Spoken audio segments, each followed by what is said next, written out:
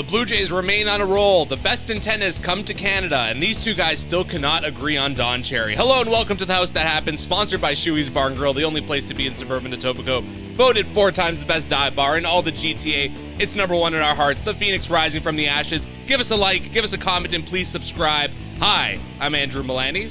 Hi, my name is Cruz, and I'll let you know we're in the friendly confines of my backyard, which presently looks like Hiroshima, but I do have some pretty girls back there, don't I? Oh, and more than a couple. Yeah, I got some pretty girls, and we want to start off. I really look forward to the show, and my accomplice here, first thing he does is take a swipe at me about one of my heroes. Damn. That was more of a self-deprecating joke, but it's meant to be about both of us. But how was your week? Yeah, it was okay. Someday we will have a debate about that because it is an interesting thing if you're going to look at the way our country has evolved and all that, but we're not going to get into it because we're trying to be really a lot tighter people, so Cruz is going to shut up and stay to the point. I just want to shout out one little thing right here. One of my favorite colors is purple. One of my favorite cartoon characters is Bugs Bunny, and as I look at the table at my accomplice, that's a badass shirt, bro. Oh, thank you very much. That's a badass shirt. That's Bugs on his best day. How was your week? My week was outstanding, outrageous, catalysmic. I'm hoping that we're going to have our air conditioning fixed within the next 10 days. Okay. Only because I live with girls. If I never have air conditioning, I can give a shit. I'm one of those guys. However, considering we've had 40 plus for how long, maybe it's time to chill the air out. It's nice out here today, though, isn't it? Yeah, it's not bad. It's not bad. We'll get a breeze because we're a little bit higher. Like, it's funny. If you sit in the front of my house, you don't feel a breeze. Yeah. But we're up a little bit. The breeze comes through here. I don't know why. I'm not a meteorologist. We'll get right to our shout-outs. So there's 3 deaths this week that we'd be remiss if we didn't mention. 100%. First was Malcolm Jamal Warner, known as Theo from The Cosby Show. He was also a little bit of a sports connection, was on the show Listen Up, which was based on Tony Kornheiser's book, and he played the character that was loosely based on Michael Wilbon in that show. Yes, which was pretty cool because the fact that he gets associated with 2 of the most iconic sports guys in America, even though I heard Wilbon's contract's up. Oh, interesting. Yeah, there's no sign of them offering him any money. Strange, because he's such not only is he on PTI, but he's also a big part of their NBA coverage. But I heard he wants to back off a bit because he's my age, so he doesn't want to do all the traveling. I get it. And they do remote anyway, but that's not what we're talking about. We're talking about Jamal. Very unfortunate accident drowning in Costa Rica. Yeah, with his family on vacation. Yeah, I got caught in a current. I know about that because I was in Nova Scotia and I got pulled out of the water when I was very young because we got out too far and got caught in a current. And no matter how strong you are, I just say it's very sad because whatever you think about the world, The Cosby Show was a great show in its day. I never watched it. I was always working. But big shout out and condolences to him and his family. Very, very, very, very sad story. Yeah, next up, probably the one that hits biggest here was Ozzy Osbourne. The Prince of Darkness is no longer here. You know what I mean? I just want to say this. Do you know that concert he had about a month ago was the biggest charity, raising $190 million he raised for charity. For charity in one shot. The guy looked like death over when the throne came up. Mm-hmm. Shout out to Nuno Betancourt for making it the extravaganza that was, plus everybody else that played there. But the bottom line is that how iconic Ozzy is in the world. Yeah, everyone knows Ozzy Osbourne. Everyone knows it. And you know what? One of his little key things that he started, his wife Sharon is the brains behind everything. The first good reality show was The Osbournes. I've never seen an episode, but I heard it's hilarious. Yeah. And the wife was watching some reruns, but they were the first one with a template because it wasn't like a lot of reality shows they say were like a little bit scripted. Mm-hmm. Nothing scripted about the Osbournes. The funny joke is that I would challenge that a little bit, but I would too, because they did live the scenarios were definitely scripted. And how things happen, not so. That's usually how it goes. Okay, well, here's another thing. They were in Beverly Hills where the show was being taken. Of course. So let's just cut to the chase. Did you ever see Ozzy live? No, never, unfortunately. Okay, so I got to tell everybody, because everyone's been asking me about it all week. No, I was not the biggest Black Sabbath fan in the world, I'll be honest. However, I was very fortunate to go, was it 82, and I got to see Ozzy Osbourne with Randy Rhoads at Maple Leaf Gardens with the classic band Tommy Aldridge and Rudy Zarzo. I didn't even know who Randy Rhoads was when I went there, which just showed you Ozzy has a propensity of getting great guitar players. Zakk Wylde, Jakey Lee, Randy Rhoads. Do you have a favorite Sabbath album? I mean, I'm not that much of a Sabbath guy where I've listened to like album to album or anything. I just know a few songs. Like, well, you know, the great thing about it is my son put it best. He said Q107 wouldn't stop playing Ozzy, and he said, Dad, I forgot that Black Sabbath had that many great tunes, and so did Ozzy. There's a bag load. My favorite Sabbath album will always be Masters of Reality, with my favorite song called Sweet Leaf. Which came out long before anybody was perpetrating things like Green. Okay, but anyways, God bless Ozzy Osbourne. He's 76 years old, but he lived dog years, so he was probably about 108. But he never lost a step on stage. No, performing. And his voice was strong during the show. You know what I mean? I'm glad they got it, because I thought it was a little bit macabre at first, like Ozzy coming up in the thing, but I mean, his impact on so many artists and what they've done, and the love and the sharing and the outpouring of condolences from so many people, like people you did not expect, that are going. So Ozzy had a great effect. They say he's in rock and roll heaven now. God bless him and his family. Much condolences. Yeah, and last up, who died this week was Hulk Hogan, most known for me as being having a cameo in Rocky 3. That was a good thing. Yeah. That's what got him into the movies, eh? Yeah, it makes sense. Because then he did all those other stupid movies. Yeah, he did a bunch of bad ones, like into the 90s and whatever. But do you realize that at one point in time, Hulk Hogan could have been one of the most recognizable human beings on the planet? Well, he was still iconic. Oh, he still is. But I mean, at one point in time in the 80s, because you got to remember, there's no WrestleMania without Hulk Hogan. Yeah. There's no, iconic moments like him dropping Andre the Giant. You know what I mean? WrestleMania 3, yeah. WrestleMania 3. I think the first one was at Pontiac Silverdome, wasn't it? I'm not sure. Anyways, I could have gone down to that. I'm just not a wrestling guy. However, we got to give Hulk Hogan credit. Like everyone says, everyone's got warts.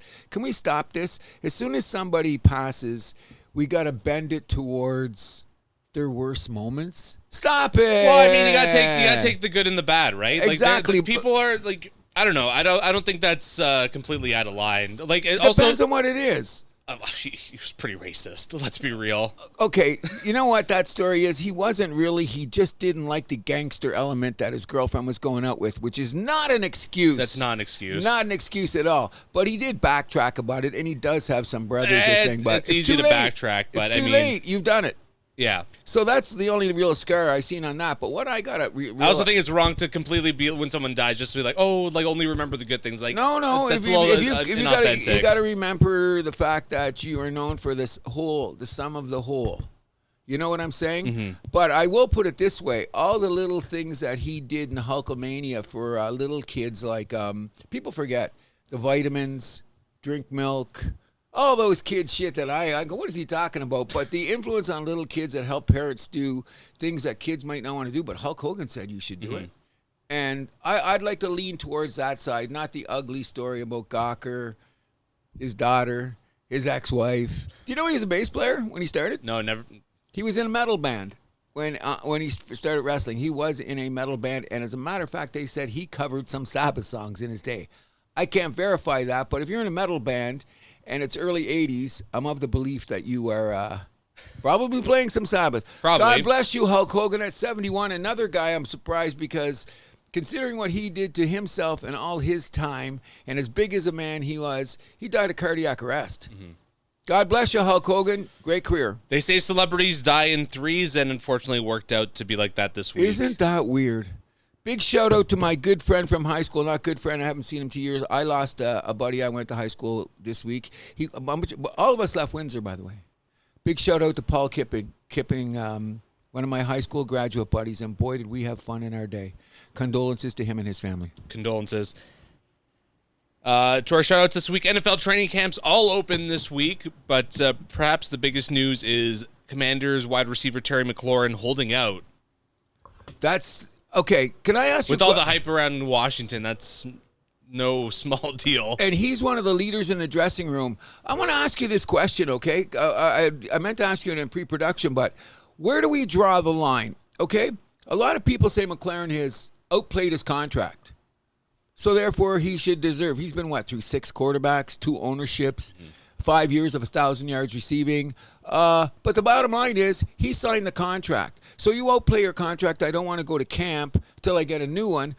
They don't do that in real life. No. You know what I mean? So I'm kind of conflicted in the fact that the thing is, what if he gets hurt? You signed the contract, bro. Well, what if you only had like 20 catches and 80 yards? It feels like something is coming to a head here with the NFL. I do too. I think it's a matter of time because on the other side of the coin, we got Trey Hendrickson of the Cincinnati Bengals, who is not under contract, who had 17 and a half sacks last year, and he's not signed, so he's holding out. Now, I get that because he doesn't have a contract. Yeah, that makes more sense. I can respect that more. Yeah, so can I. But what is it they're saying? Oh, McLaren says, well, what if I get hurt this year? Well, I don't know. I'm thinking that the guy's been a good foot soldier. He's one of the leaders on the team. His chemistry with Jaden Daniels is excellent. Yeah, they both had tremendous seasons last year. Yeah, so I'm putting it forward that I don't know what to say, but I do want to say this. The ridiculous of some of the owners in the NFL is outrageous. You heard Mr. Jerry Jones this week, didn't you? Throwing Micah Parsons and his quarterback under the bus. Completely under the bus and then stepping on the gas. But what was even worse, if you heard, I think his name is Mike Brown, the owner of the Cincinnati Bengals, he was worse. Oh, Trey can be difficult to work with. Why would you air your dirty laundry like that in public? I don't understand All that does is piss the guy off. So here's and they might lose their rookie. There Shamar Stewart, their first-round pick, might exploit a loophole where he can go back to college. Considering that they're trying to give this guy a 1930 draconian sign-on-the-line kind of contract, and every other first-round pick in the NFL has been signed except for him. Hey, owner of Bengals, what are you up to? What are you thinking? That organization is just a perpetual mess. It took them, 10 years so they could get the facility where they didn't have to cross the street? Yeah, that's right. Like, think about the way they've operated. It's absurd. You know what I mean? And they have the potential to have a great team. Now, they really do. Yeah, they were saying on their offensive side, like, well, we all know what's going on with Burrows, Chase, and Higgins and all those guys, but let's just talk about the fact that this kid's a defensive player. Defensive end, and they've added on to that to beef up their defense because arguably they could be in the toughest division in the NFL this year. You know what? Their guys could be fantasy targets because they could find themselves in a lot of shootouts again this year. 100%. Don't say that too loud because I've already got some of these guys circled. I don't want that to get out to the world too quickly, okay? Okay. But anyways, when you're looking at the NFL, it's really weird to me in that sometimes you got to side with the players, sometimes you got to side with the owners, but there's got to be a middle ground, and it's that non-guaranteed contract stuff that really... It always seems to come back to that. Exactly. Always. You know, I know where Hendrickson's coming from. He already said 2 years ago when he was going there, he said he would be a good soldier and wait to see how things played out. Now he's not getting paid. Yeah. Should be interesting. Unfortunate. We'll keep an eye on the NFL, obviously, as things start to ramp up into August. Big shout out to the National Bank Canadian Open, opening tomorrow. Tennis's best and brightest in Toronto and Montreal. The men will be in Toronto, the women in Montreal this year. We know it's Eugenie Bouchard's last tournament. And also, oh my God, I'm blanking on his name. The Canadian guy, he's saying it's his last tournament too. The one. Pospisil. Yeah, it's his last one as well. Too. I wonder, I'm very interested in what I wonder if she's going to be traditional since she's going out with a bang and she's been known for her fashion statement. What do you think Eugenie's going to be wearing on the court in Montreal? I have no idea. Should be interesting. I'm not a fashion guy, so as you can tell with my outfit. Well, we both went to the same designer today, as you can see. However, the one thing I've heard people say in the city, and this is like the Canadian Open in golf, a lot of people are bitching because Sinner, Alcaraz, and Djokovic all bailed on the tournament, which is the marquees in the world. I always tell people this is too close to the U.S. Open. Yeah. And they've got that big one in Cincinnati coming up, right? Yeah, exactly. So they're going to say, we're going to play Canada, Cincinnati, and the Open? Yeah, because Cincinnati's the real warm-up for the U.S. Open. Exactly. Yeah. Now, once upon a time, we had a better time in the schedule like we did with golf, but don't think of it as, everybody's rejecting Canada. Nobody wants to come to Canada. No. It's not the timing issue, yeah. 100% timing issue. So, Mike, if you're listening out there, I'm telling you, don't be, I know you're anti-American anyway, but that's your prerogative. It's a scheduling issue. It hurts us on both sports. You know what I mean? It was a lot different with the women. You know why the women came here a lot? Word around the campfire, they get anything they want. Aren't they doing the same for the men? You would think. Remember the year you would be too young. When Martina Navratilova, you know what her car back and forth to the tournament was they gave her? It was the top of the line Mercedes of the day. You should have seen this car. I went, whoa, is that hers? Oh, no. They gave it to her to get back and forth to her from her hotel. So obviously, I heard the athletes are taken extremely good care of in Canada. People remember it's scheduling. Yeah.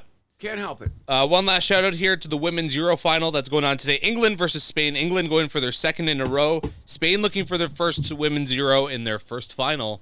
Can I ask you something? What was your Italian goaltender doing on the winning goal? She makes a spectacular save on the penalty. You see it? Yeah. Where was everybody? Left her hanging out. I thought of you immediately. I said, to Italy. Off the penalty, things can get weird sometimes. But I thought it's like in basketball blocking out or in defenseman on hockey, you pull up your man.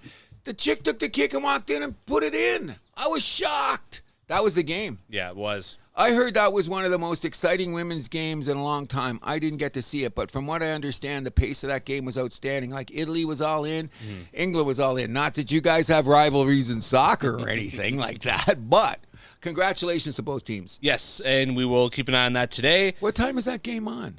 Probably like around 3 o'clock. It's going to be on TV or is it on TSN has it. TSN. Okay, that sounds good. And it is time for our weekly segment, the San Fran Sluggers Report. Oh, gee, what can the batter be?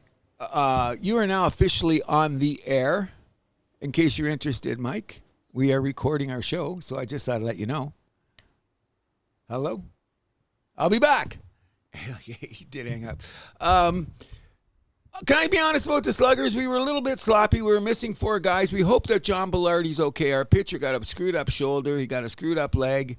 We tied the first game on a towering home run by our good man Cody McDonald, but we lost in a walk-off. Ooh. We got walked off in the second game in the bottom of the 7th. We kind of screwed up. Personally, Did you split at least? Yeah, no, it was a tie and a loss, but we're still in first place. Oh, you guys have ties. Yeah, gotta have ties because you can't it's the yeah. time I guess after 7 innings, like that's it. Yeah, you got to go. I played the worst baseball of my life, ever. You know what my stupidity was? I stood out back here and swung 100 times before I got to the game because I thought I would warm up. Then I wondered, my forever girl said, you're reaching for the ball. I said, I am. That's a pure example of your arms being tired. My excuse, guys, I will be back this week. I just want to shout out to my son, who's doing a good job leading the team. He made catches that he still can't believe he made, and his bat was on fire. And I can't say enough about our MVP, Cody McDonald. We are missing 3 of our main guys, including Mr. Kern, who's in Europe. Bo will be back. Thanks for Ty for coming out as a sub. But the Sluggers are going to be fine. All starts on August 19th when the playoffs start, but we're having a good time. All right, we will keep an eye on that as you guys move into the playoffs. But for now, we'll keep this with baseball, I suppose, with Major League Baseball and our Toronto Blue Jays, who are having a great week. But some of the biggest news this week was they signed outfielder Angel Montas, a 13 or 14-year-old from the Dominican Republic. He's not going to be available to the 2028 signing window, but they agreed to a $5.7 million bonus, the highest ever in the international market. This sounds like soccer shit, eh? Well, this is baseball stuff in the Dominican. Okay, well, not anything's too far possible. Apart from soccer, yeah. You know what I think is weird about it? I'm glad they did it and all. I'm just saying, well, you can't have any money. I bet your dad's driving a Mercedes right now. It's a dangerous game to play, though, spending money you don't have. I say that it's Dominican Republic, baby. What does that mean? That means that he's probably got a 1959 Impala that he's been putting with together. Money he doesn't have yet? I don't know. I hope it's not. Protect your kid. He's got the greatest opportunity in the world. I kind of worry about this because you got 18. You're sitting on that much money. Like, motivation should be a thing. Money doesn't motivate. Mm-hmm. It freaking, you know what I'm saying? But good luck to him. I think it's great look from that. So what happens when they sign him? They give him $5 million bonus and then they just say, okay, now we're going to sign you? How does that work? Yeah, I think it's because he'll be eligible to play in their youth development team in the Dominican Republic, and then he won't be able to come to the States probably till he's 18. Yeah, I know. I heard about the 18 thing. Should be quite interesting. Have you seen his swing? What's that? Have you seen his swing? I went and I seen his swing. Looks like a Juan Soto swing. Yeah, like at that age? Yeah. You know what I mean? Prodigies are prodigies. You know what I mean? I'm just glad that we had the foresight to go down and grab a guy like this, but we've got people in the Dominican, George Bell, the whole crew. They're calling up the Jays. Oh, by the way, this is the guy. The Jays were first through the door there. Excellent. Glad to hear that. Next thing, I hope we get to the guys in Japan. So the Jays finished up their weekend series last weekend against the Giants. They got the sweep there. They won 6-3 on Saturday. Barger with the career-high 4 hits. He went 4 for 4 with the double. But all RBIs in that game came from their 7, 8, 9 hitters, who were Clement, Wagner, and Heineman that day. Lauer was a solid 6 innings, 2 earned runs, 7 Ks. Hoffman the save. Willie Adames was the close thing to a hero for San Fran. 2 solo home runs in that one. And future J, Logan Webb with the L and 4 earned runs. He had a rough night again last night. Did he? Webb, yeah, against the Mets. He had a kind of a rough night, so I don't know. But anyways, I'm just going to backtrack before we talk about the Jays, who now sit with the best record in baseball today. Best record in baseball. So I think that I'm going to blow my own horn a little bit in this way. Way back in May and stuff, I was trying to stay as positive as I could about those Jays, was I not? I'm going to say that I like to be right, but I'm not 100% about this because my theory was, we got enough pitching, hit 3% better, and play D. Well, we're hitting 1,000% better, but when you look at our pitching, it hasn't been quite what I thought it would be. Well, our starters have been good, so the bullpen has been a little bit. Oh, no. When you look at the numbers, it's actually insane. Do you know that the bullpen is 15 games over 500? Like their win-loss record? Their win-loss record. They're 15. And meanwhile, the starters are only 4 over. But what that tells you is the type of team the Jays is in this respect. As long as the starters keep it close, we manufacture a few runs in the 6th or 7th inning, and the bullpen comes in and shuts it down, and a vulture gets a win. That doesn't take away from the fact that my theory is you got to have those 3 guys and a couple support guys to keep on going, and the Jays have been running with that. You know, don't you think so? Oh, 100%. I mean, it's like we said this before. It's a 26-man unit that's getting it done here. Oh, 100%. No one is, the whole is greater than the sum of the parts kind of thing. Oh, I agree. Another thing I said was, and I'm glad you were pointing this out, as I said, maybe we could have some effective platoons if we work these guys right, and it seems to be working out well. Yeah, left field is it's going to be a platoon, I believe, for the rest of the season, like between Lucas and Schneider probably. 100%. And do you think that Barger is going to get more shots as hitting against lefties? He did hit against a lefty this week in Detroit. I think so. Because he's coming around to it. One of the things that I was that you really think about in this day and age is that the Jays are very unconventional as a baseball team right now. You know what I mean? The run differential has just finally got up. But you know we're 4th in our division in run differential? Yeah, it's crazy. But we're moving up very quickly. It was nice the other night. The 11-1 win against Detroit was a +10, which I added on to it. So we're almost +40, but we've only got that. Although the thing to consider is that they got themselves in a hole in April, right? Huge. Yeah, and it took them a little bit to figure things out, especially with the rotation. Yeah. Because we had 3 starters to start with, basically, right? And then another one of my great statements that did not come through. Where's Braden Francis? Remember I said Francis? I said he'd be an ace by All-Star game, but then suddenly out of nowhere we get this guy named Lauer. But you know what I've noticed around good minor league contract that we picked up. Excellent.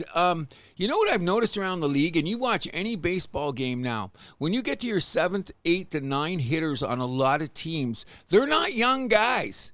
They're anywhere, look at the guys. How old is Lucas? How old is Straw? How old is, who am I missing now? That plays in the outfield for us. But anyways, all these guys are pushing 30. Yeah. I see it seems to be a trend around the league because these guys are professional. They know their roles. I heard John Schneider said it yesterday. The great thing about his team is everybody comes in and then they see the lineup. They know what their position is. They probably know it the day before as soon as they see the starter. Mm-hmm. Which is an interesting way to do things. Now, another thing that's really going on, and we're debating this, you and I, we got to think about the Vladdy Bo situation, which we seem to disagree on. Okay, how so? First of all, they say Vladdy is the best cheerleader going. When these guys come up from the minors, Vladdy's taking them out for a beer immediately. Mm-hmm. We need you. We need you. That's from a $500 million guy, bringing up a guy from Buffalo and putting him under his arm right away. That's the leader you want. 100%.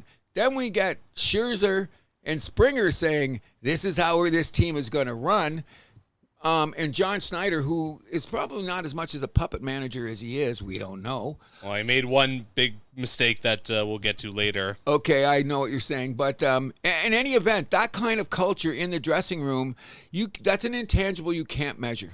That doesn't come up in the box score, and the Jays seem to have that. I'll take it one step further. The Jays are great at manufacturing runs, and they're saying, where's Vladdy's power? Well, I'm going to look at it this way. He's still got 13 and 50-something. He's still going to come in around 95 RBIs. But his defense, his run scoring, and his batting average keep going up. Considering if you're hitting 290 in this league right now, you're hitting amazing. No one's hitting 300. I would go a step further and say if you look at his underlying numbers, he's still hitting the ball hard. I think he's just getting a little bit unlucky. Like when he's hitting the ball hard, it's just going directly to an outfielder, basically. Yes, but I mean, look at his numbers. His numbers are not bad. His OPS is nearly 9 now, and he's nearly the top of the league in walks and runs. So that means he's up to shit. Now, here's the other guy that we got to start talking about and doing something to. Bo wants to stay. Oh, he's begging to stay. Okay, so what are we going to do now? Now, you're saying, I know you have your opinion of him. Of course, we're not going to talk about his shortstop skills. Okay, we got to live with that. He is the number one guy. First of all, third in the league in hits? Something like that. Or top 5 in the league in hits.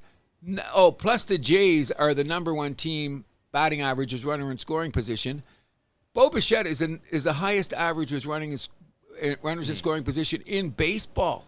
Wow. I just found that out. I heard at MLB and I checked it out. He is number one, but there's a couple other guys that's close. You get to Monday and it could change. Sure. Like the percentages are that there. But the fact that he's up there says something. Huge. Yeah. So I'm telling you, you're the one that's, I don't know, Bobo. Well, okay, I don't know, Bobo. Here's the thing. The one thing why we should keep him, like the one point is just like, you don't want to mess up the dressing room, right? You don't want to mess up the clubhouse. 100%. We're going to get to that in a minute. But what do you pay him? $300?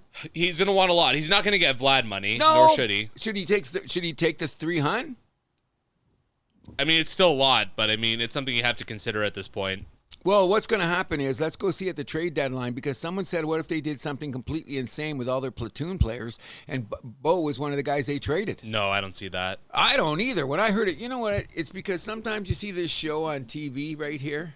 Where they're trying to manufacture hot takes? Yeah, and sometimes they say stuff and I go, obviously you haven't been to Toronto lately. No. You haven't seen what's going on. But I forget who it was. The game I was at on Sunday, the big boys won them that game. 100%. Yeah, Springer, Vlad, and Bo had their fingerprints all over that one. Oh, yeah, and I hope your mom enjoyed the game. Oh, she had a blast. That's a great. We're back. It's a great in the Milani household. It's back to having the Blue Jays on every night. Yeah, well, that's the way it should be. And you know what they were saying? A lot of people around the city are saying this. Let's go back to the rhetoric in mid-May. I think I'm the only guy that was positive about this team. The only guy I can think of on all the TV shows, anyone. I'm the only guy that said, come on. And everybody just dragged their dicks in the dirt. Now, did you have reason to at the time? Sure. Okay. However, I just seen things, and one of the things is, how much credit do we give to Akins and Shapiro? Some. Got to. Yeah. Do you know all the stuff that they say about the Jays sounds like freaking gobbledygook? And it all came in. Like, look at it. Look at it. Oh, it's all going to be internal improvements. What? That sounds like bullshit, doesn't it? It does. Okay, so now let's just see. Luke, Lucas, Burgess, Kirk having the season that he's having. You know what I mean? I think the biggest... Kirk is arguably the best catcher in baseball. They got defensively, he's probably a little bit better than Rowley. He's much better. Yeah. The numbers show. Did you know that the greatest thing about the Blue Jays is the way they came out of the All-Star break? Mm-hmm. That was very significant to where they're going. Oh, the All-Star game came at the right time because they stubbed their toe a little bit and then they went right back to just winning ball games. 100%. And considering they're coming out of the thing against San Francisco, Yankees, and Detroit, which are all team 2 in the playoffs and 1 fighting for the wild card. On the door, yeah. Yeah, so that was some heavy competition. Now, I was scared about them going in Detroit, and everyone knows my Tiger love. We got going against Scrubel today. Is he off the paternity list? Hey, he's coming. Okay. He's coming, and he's going against Gozman, who probably pitched one of his best games of the season against the Yankees the other night. So we're gonna have to wait and see what's happening. But we're fine now. Yeah. Going to Detroit, would you be happy with 2-2? No, 3-1, baby. I want to win this series. So they also played the Yankees this week. They got the win there. They beat the Yankees 4-1 in the opener. That was their 11th straight home win. That's a club record. Bichette was solid in that one. Gosman, as you alluded to, 1 earned run in 7 innings of play, and that only earned run was a Stanton home run. Oh, rocket. Hoffman, 3 Ks and a flawless save, but they lose the next game. Schneider threw Hoffman in the 9th inning in a non-save situation, back-to-back days against the same team. Ooh. 4th appearance in 5 days, which has been trouble for Hoffman earlier in the season. What was Schneider thinking, bro? So you think that he blew the sweep? Was no other pitcher available for that 9th inning? If that was extra innings, I could have understood that decision a little bit more, but in the 9th, They raked him over the coals about that on one of the shows yesterday. They raked him over the coals. What was your thought? Like, you can't... No other pitcher was available? You couldn't have thrown in Green? Couldn't have thrown in Rodriguez? Come on. Green never comes back in a high-leverage situation for a long time. He can't come in. Well, what, after the Detroit game? Yeah, after a couple times. The last couple times coming in. I thought he was great. I thought he's a great setup man, but he's come in. You see his numbers lately? Maybe he's got a little bit of the wonky arm from too many times warming up and throwing. But... Maybe. I don't know. What about Rodriguez? Rodriguez is the guy. But you know what he was talking about? Building confidence in your players in high leverage situations. This time it didn't work. You know what I mean? That's how I got to look at it. The big question, it was a dumb risk. Dumb, yes. But either way, it worked out. The Jays got 6 on Max Fried. The next day, they won 8-4. Basically in a game where all their starters had a moment to shine. 100%. Now, here's the little things about baseball that people don't understand, and I thought this was amazing. Against Rodon, because he started the series, right? He was the first pitcher that we had to face against the Yankees. Yankees, okay? yeah. Game was close in the beginning before we broke it open and got real crazy, right? Did you see the 1,000 pitch at bat, Schneider and the 14 pitch at bat. 14 pitch at bat. Many people say that is the crux of the biscuit for Toronto baseball this season, and the fact that he took 14 pitches at a Rodon, and as soon as he didn't get on base. But what happened to the next 2 guys that came up?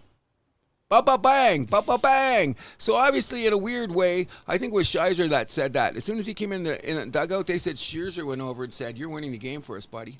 That's huge. A guy that's been in the league, 1,000 years? To a platoon-type player with a 14-pitch at-bat against a guy like Rodon? Whoo! Thank you very much. You know what I mean? A couple other things before we leave the Blue Jays. Do you think, in my opinion right now, I know A.J. Hinch was getting all the love in the world, but I think John Schneider now has to be a leading candidate for Manager of the Year? Manager of the Year. He has to be now. What if we get him and the manager of Milwaukee are the 2 leads? No, because although it's 2 separate awards, right? Yeah, that'll be over there. But A.J. Hinch has been the front runner since frickin' Tigers took off. They're starting to fall off, though. One of my theories: wear your arms out, not enough pitching, you're going to get hurt. And that's what, and I remember I said a couple weeks about Detroit. And the other thing you have to avoid right now, because August is a week away, no 3-4 game losing streaks. That's the biggest thing we have to worry about, because if the Blue Jays play 500 for the rest of the year, that's 93 wins. 93 wins gets you in the playoffs. I want the division, though. Oh, I want that first round bye.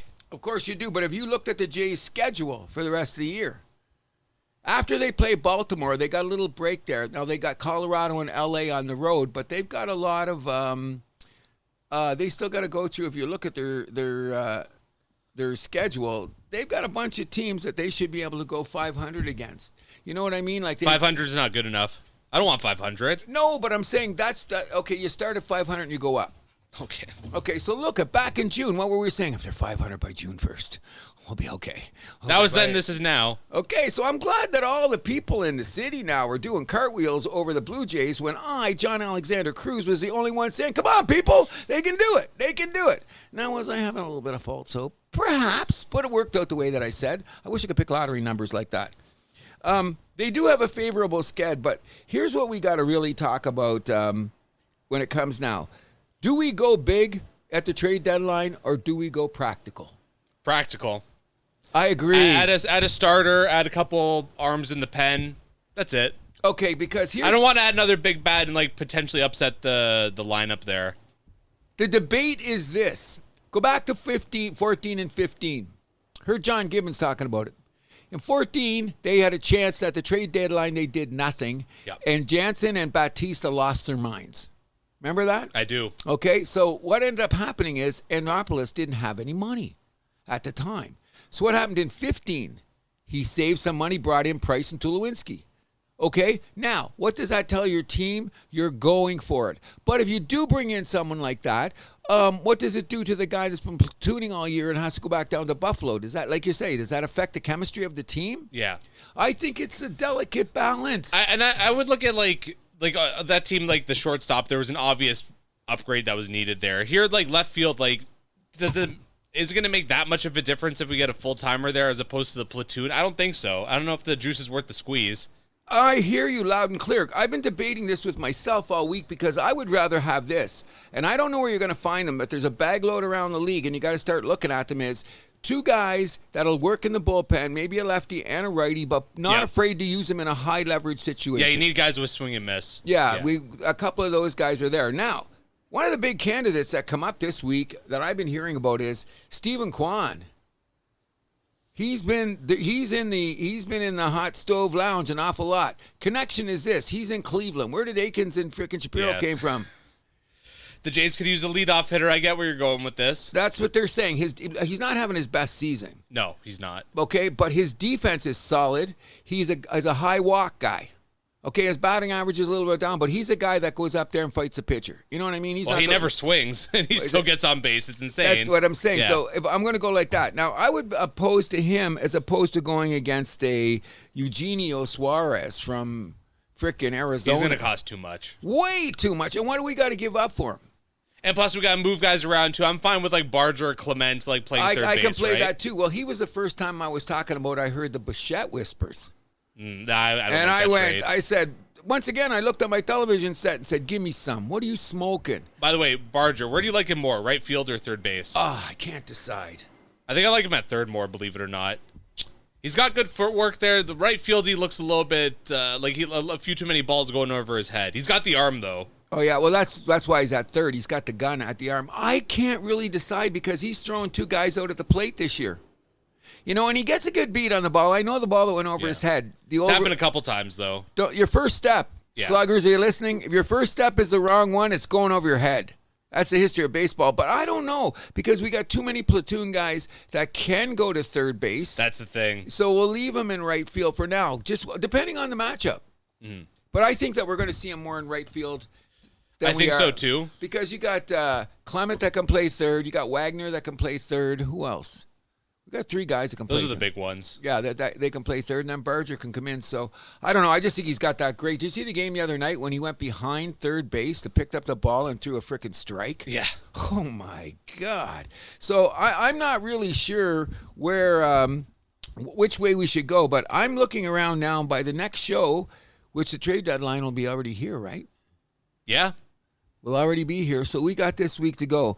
You told me, and I've been listening, but I heard there's more than one person in on Dylan Cease. And why does San Diego want to get rid of him? Must be a money thing. They got money. What's their problem? They're in the hunt. They're such an up-and-down team this year. They're underachieving. Maybe they're just punting. They're like, maybe they just feel it's not their year. But they're in the wild card race as we speak. I don't know.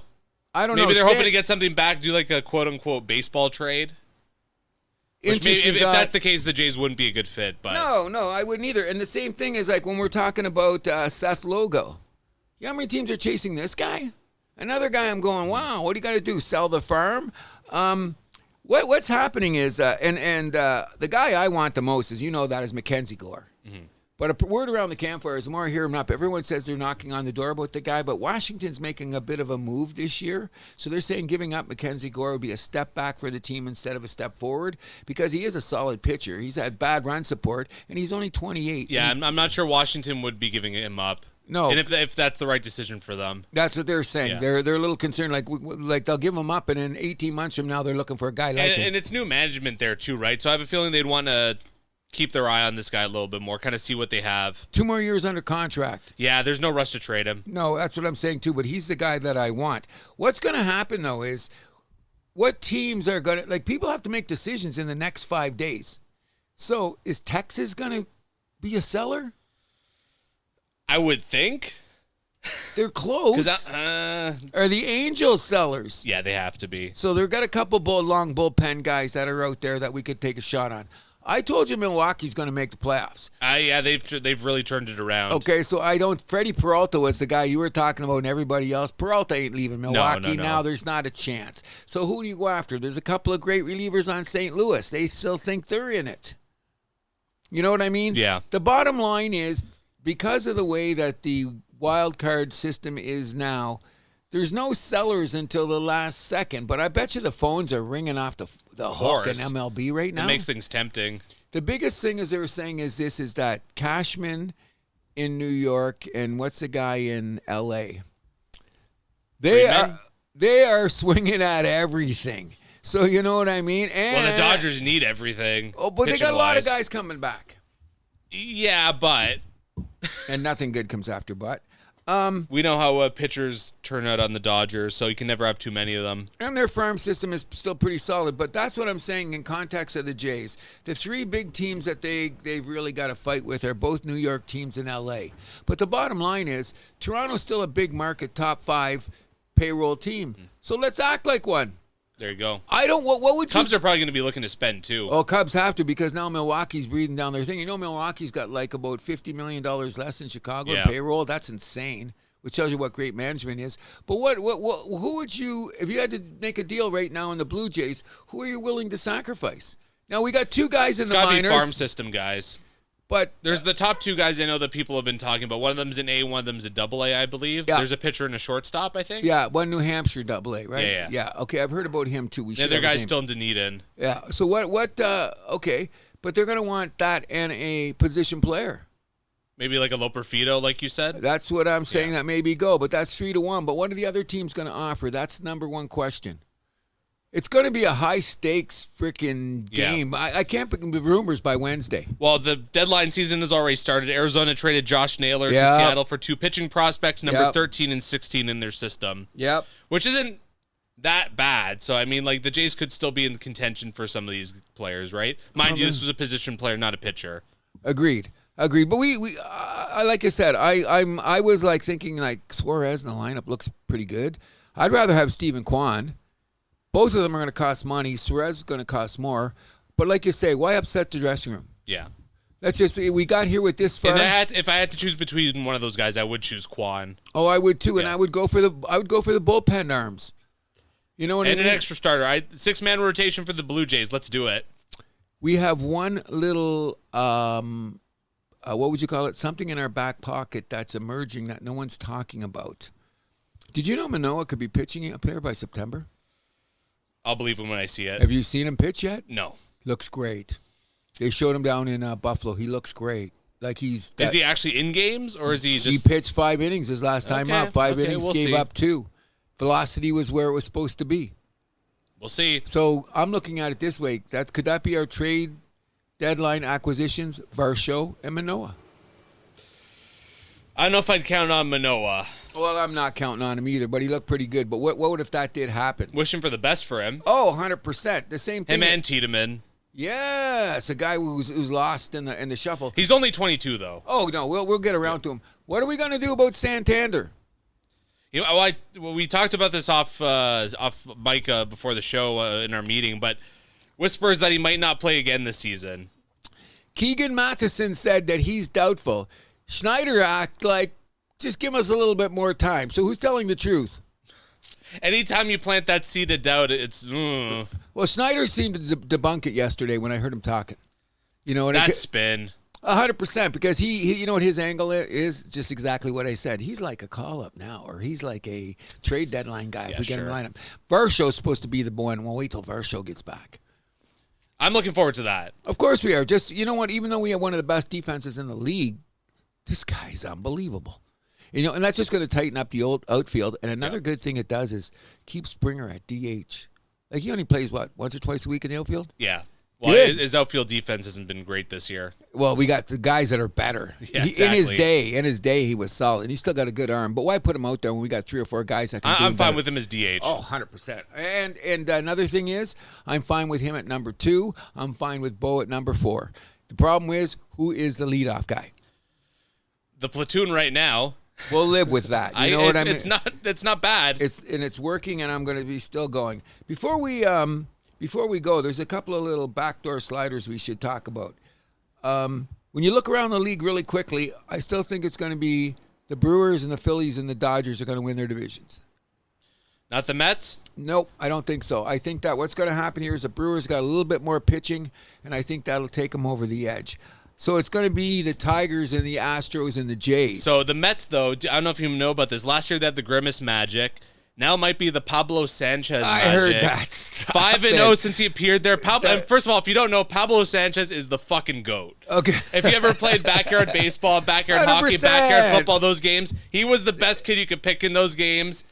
Just the best. I'm a big Pablo Sanchez fan, a stan, if you will, myself. So this is hilarious news to me. This is better than Grimace. Okay, anyway. I'm all in on the New York Mets, baby. Let's go Metsies. Okay, here's the funny part. I forgot who he was. And I went, oh, that guy. And then how do you know? Your kids were like too old when those games came out. Exactly. Yeah. But then somebody on MLB or something flashed it over, and I said, oh, okay, I get it. I totally get it. But no, the Mets don't have enough pitching to me. They're supposed to be getting guys coming back, but they're going to overpay. They're the scariest team going because the owner's already given, what's his name, the general manager. Richest owner in baseball. I'm going to do whatever I can. So he'll buy your mother right now, this guy. So he's the wild card because every deal you hear of, the Mets are in on.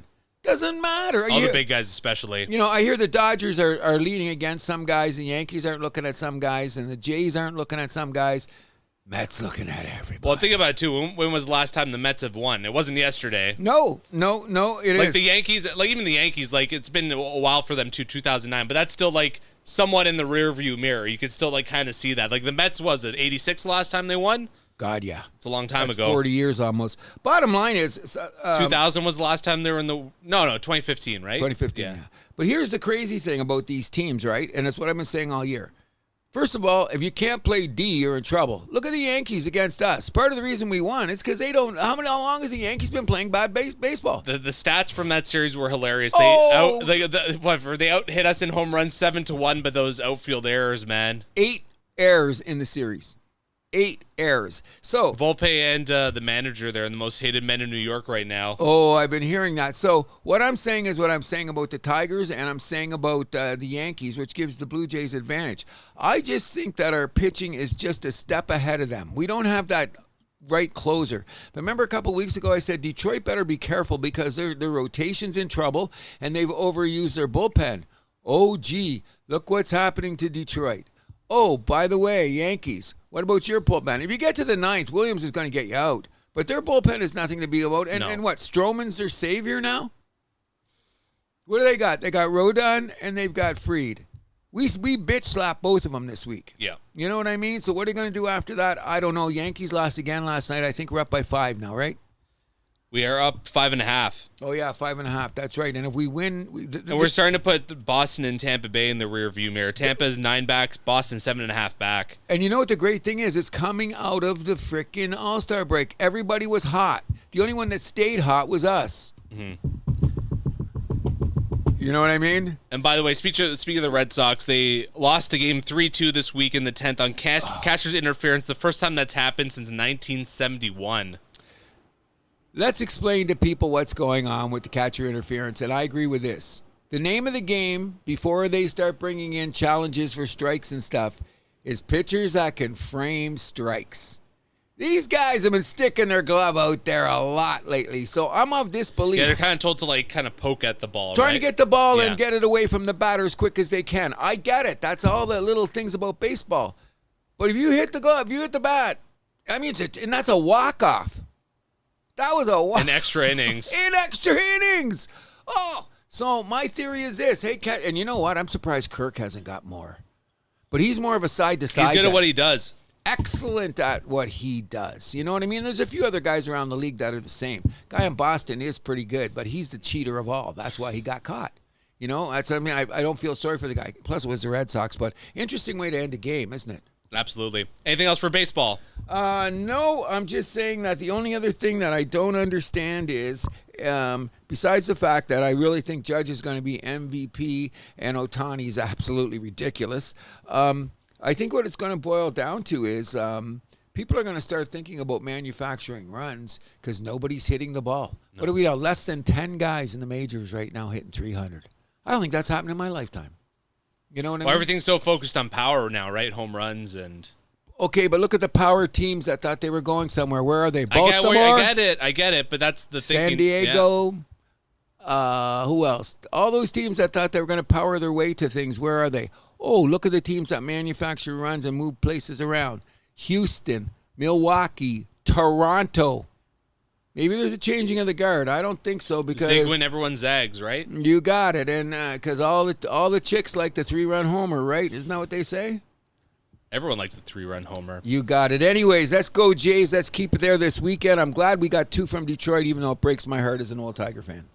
All right, and we'll move us on to the NHL and hockey, where we must begin with the Hockey Canada verdict. The 5 athletes were found not guilty for the incident that happened in London, and whether or not, whether what you think of the verdict or not, whether you think they're innocent or not, this is still a black mark on Hockey Canada. I think we can all agree on that. What these guys did was completely disgusting, unprofessional. You're on a professional trip and you turn this into you're reenacting an adult film, essentially. An open party for this too. This is horrible.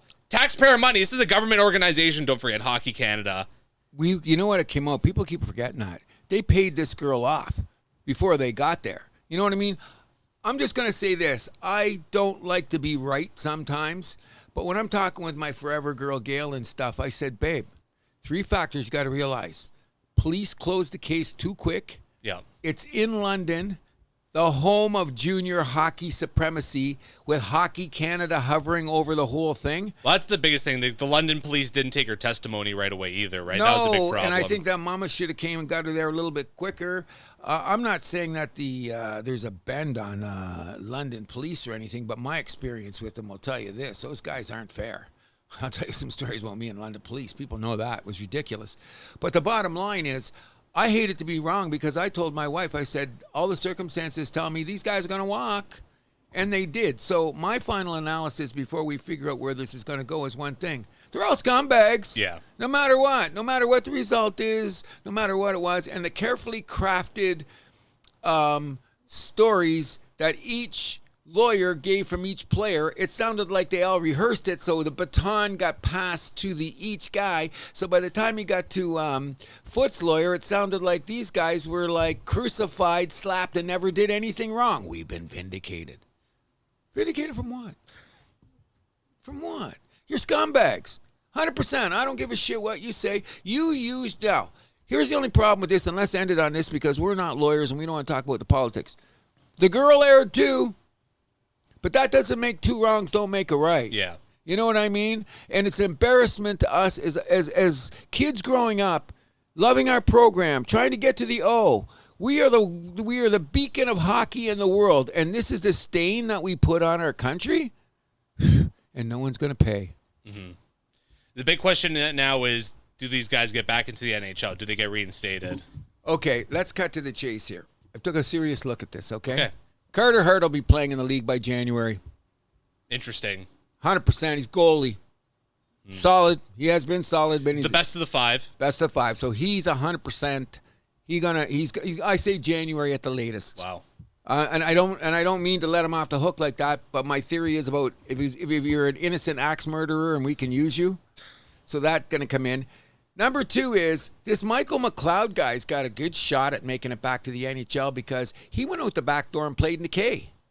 And he looked good. You know what I mean? So if you're looking real good in the K, there's probably a 5th or 6th defense line you could look at, right? Well, people were saying here that McLeod is one of those guys, he could be a good third-line center. Yeah, or third-line center, yeah.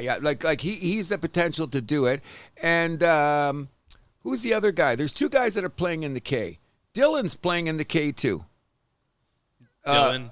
It says Dylan Dubois. Michael McLeod and Dylan Dubois are both playing in the KHL, aren't they? Oh, Dubé. Dubé, yeah. They're both playing in the KHL. They've been solid in the KHL. They got good agents. Keep them over there and stay in shape where you go. So I think that those 2, but they might not get here. They might make them sit another year. But by that time, you're 28, 29. That's going to do it. The only guy I don't see him playing is this Alex, whatever his name is. He's doing construction now, apparently. But he's going back to the Swiss League probably in the fall because he's playing in the Swiss League. He's going to get some money. There's plenty of places to play overseas. Of course. So I think that he's going to be back there. Now, these guys' KHL contracts. How about Foot? He is the wild card. Why is that? Because he had his foot in the NHL and it looked like he was going to be solid, and then this shit came up and So I don't know. His father is coach now. Yep. So what do you think? How long do you think? What's your opinion on these guys? I mean, I think they're going to get a slap on the wrist to do some sensitivity training. Don't fuck up again. Oh, God. Just like a detention in high school? Basically. Okay, so do you think any of these guys deserve to be back in? No, we're not saying they deserve to be back in the NHL, but do you think any of these guys would? Hey, I'll put it this way: in any other line of work, you get caught doing this shit on a professional trip, you're blacklisted. No one in the industry is going to hire you. You're fired. You're not going to get another job in the same. You're working at fucking Shoppers Drug Mart or something. I'm not denying that, but I'm just saying the nature of Major League Sports means. I know, but I'm just putting it in perspective this way, where like, if you're a pro athlete, like different rules apply to you, which isn't really fair. It's not really fair because we have to think of the person that was involved in this. What about that? What about them? Regardless of the information, it was in court. I'm going to still say this. These guys were scumbags. Yeah. You know what I mean? The only guy that seems to be was Carter Hart kind of jumped out and said, guys, because that came up. And one of the interesting things was this, and we're not a political show, but he's still there in the room. He was, yeah. I've been in those situations. I said, guys, you're stupid. Yeah, he saw the open invitation and he took it, right? Yeah, I don't know. It's all wrong. However, this is what we got to remember in our world is the reporting and the angle with which things are reported. And I will agree with this. One of the people that was a defense lawyer, she was freaking brilliant. She came on and she said, you know, people, you're all shocked at the verdict. You know who you should be shocked at? The news outlets. I'm not going to say who.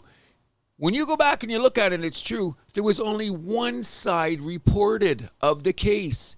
If we had been getting both sides of the case in the news, then the acquittals wouldn't have been such a surprise. I did not know that the news media was slanted this way because everybody was looking for their pound of flesh, which they should be. Mm-hmm. I'm not having to agree with that. But that's what's interesting in our society, that our major news outlets were only reporting half the story. What does that tell you about the rest of things that are going on in the world? Hence the reason I just take everything with a grain of salt. Well, I mean, we can get on a whole tangent about news reporting and how ridiculous, how bad it's gotten. Anyways, at the house that happens, I think, can I declare our opinion on this? These motherfuckers are scumbags. I don't give a shit how good of a hockey player you are, who your father is, you grew up in a great neighborhood, blah, blah, blah, blah, blah. You were scumbags because what you did is you defiled a human being. So that makes you a criminal in my book. Oh, but no. Can we agree? House that happens says... There was a misuse of power there. 100%. So can we concede the fact that we at the House that happens say all five of these guys, every time we see them, we'll think scumbags? Yep. Okay. Just wanted to be sure. We'll keep this with Hockey Canada as they are bringing back the 4 coaches from the 4 nations. So obviously John Cooper is the head coach, and he will be assisted by Pete DeBoer, Bruce Cassidy, and Rick Tocchet. Funniest line of the week from my accomplice, Andrew Milani, is, as long as the Brewer stays away from the goalies, we're good. No surprise with this decision, though. They won the gold at the 4 Nations. They're going to bring the crew back. Okay, so what does that alter our lineup? How much does that alter our lineup? Oh, I think our lineup's going to be 90% the same. Like we had this conversation. The goalies aren't set in stone. I think Bennington's the only lock to come back. I agree. In net. And then with like the forwards and defensemen, just like I would say the 2 guys they took from Philly probably are not locks. And everybody else coming back? Pretty much. I mean, barring, except for Pietrangelo, obviously, who's going to miss this whole season. But you think Marchand's going to get on the team again? 100%. Oh, after winning, think about it. How big he was for the Panthers in their Stanley Cup. Because Edmonton didn't learn to swing back. But that's another story. I'm going to say this. Here's what scares me. Complacency. Okay, well, we did this at the 4 Nations, blah, blah, blah, blah, blah. This ain't the 4 Nations now. This is the whole world. I get that. So I'm going to say that... Yeah, but let's be real. It's going to come down to those 4 teams anyways. I'm not saying it's not. I'm just saying this. I think that some credence should be put in on what happens between September and Christmas. There will be. Enough? Old Boys Club. That's the part that scares me, and all the old boys are running the old boys team. So yeah, someone would have to, really, Celebrini. Well, he's going to have to come out of the gate, shot out of a cannon. He going to be, I called him up personally. He said, I am ready. He's got a chance to make this team, but, some things have to go his way. I think he's going to come out of the blocks and show, considering he's only 18 last year, and look what he did. Yeah. But he's been working out. They say he's been skating like the wind. Everyone's been working out. Come That's on. true, too. But let's see him out there. You know me, not that I'm a Celebrini fan. We have plenty of time to talk about the Olympic team. And we will. I'm just saying this, is that there's 5 or 6 guys out there that didn't play for Canada. They didn't do this and they didn't do that. So I'm not saying they're being blackballed. Like Nick Suzuki, depends on what he does between now and Christmas. We know he got pushed aside because let's call a spade a spade. You were talking mad shit about him for a lot of the season. Not number one center. Not number one center. Okay, he's evolved. I never said he was number 1 center. I said he was number 2 center. Well, this is Team Canada. A lot of number 1 centers on that team. Evolution of a guy's game. Celebrini, Suzuki. Let's look around the league. There's a few other guards. Bedard going to get a look. Depends on what happens to him out of the blocks. Okay, there's a couple. I'd give Celebrini and Bedard a much better chance than Suzuki. I would too, because the Team Canada, he obviously stepped on somebody's toes at Team Canada. I don't even know if it's that. It's because he didn't go to the It's a tough team Worlds? to make. Oh, agree. I mean, that probably plays a part in it as well. They didn't go to the Worlds. Yeah, I think that's to do it. I'm saying our wild card is our new player, Noah Dobson. We'll see. He was outside right-hand looking in. defense is a hard position for Team Canada to crack. Okay, but he was on the fence as one of the guys for the 4 Nations teams. We know that afterwards. He was on the list. He was on the long list. He didn't make it. But if he shows up in Montreal the way that I expect him to, why not? Well, I mean, he's going to have to pass Makar, Doughty, Parayko, and Ekblad. That's not a hard thing to do when the season starts. Because we're going to see where the legs... That's not hard to do? Doughty's getting long in the tooth. He better stay healthy. He's a lock for the team. All depends on his health. He's a lock. Okay, I would too. I love Doughty. Let's not deny that. But we know that Dobson was on the short list last year. Yeah. We do know that. So if he plays even better, I think my point is this.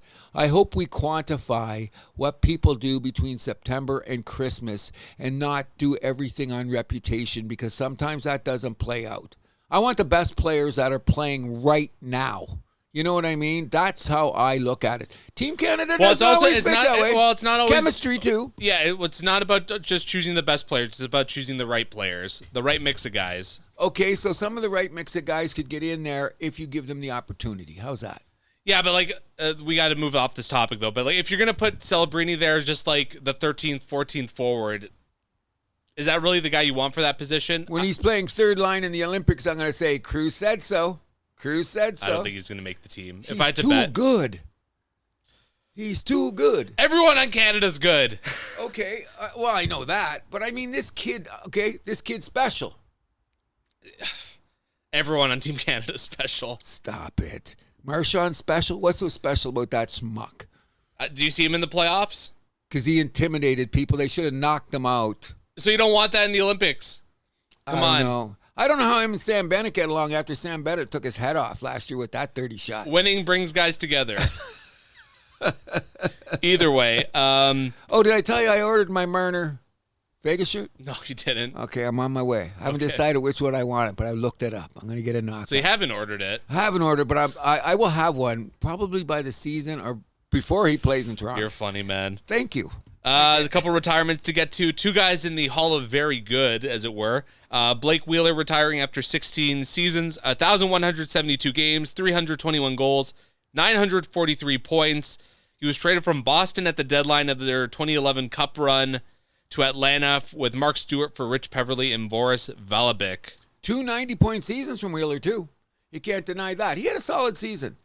Hall of Very Good. Yeah, Hall of Very Good. Yes, I will that. Couple of injuries banged up because I looked at all his numbers.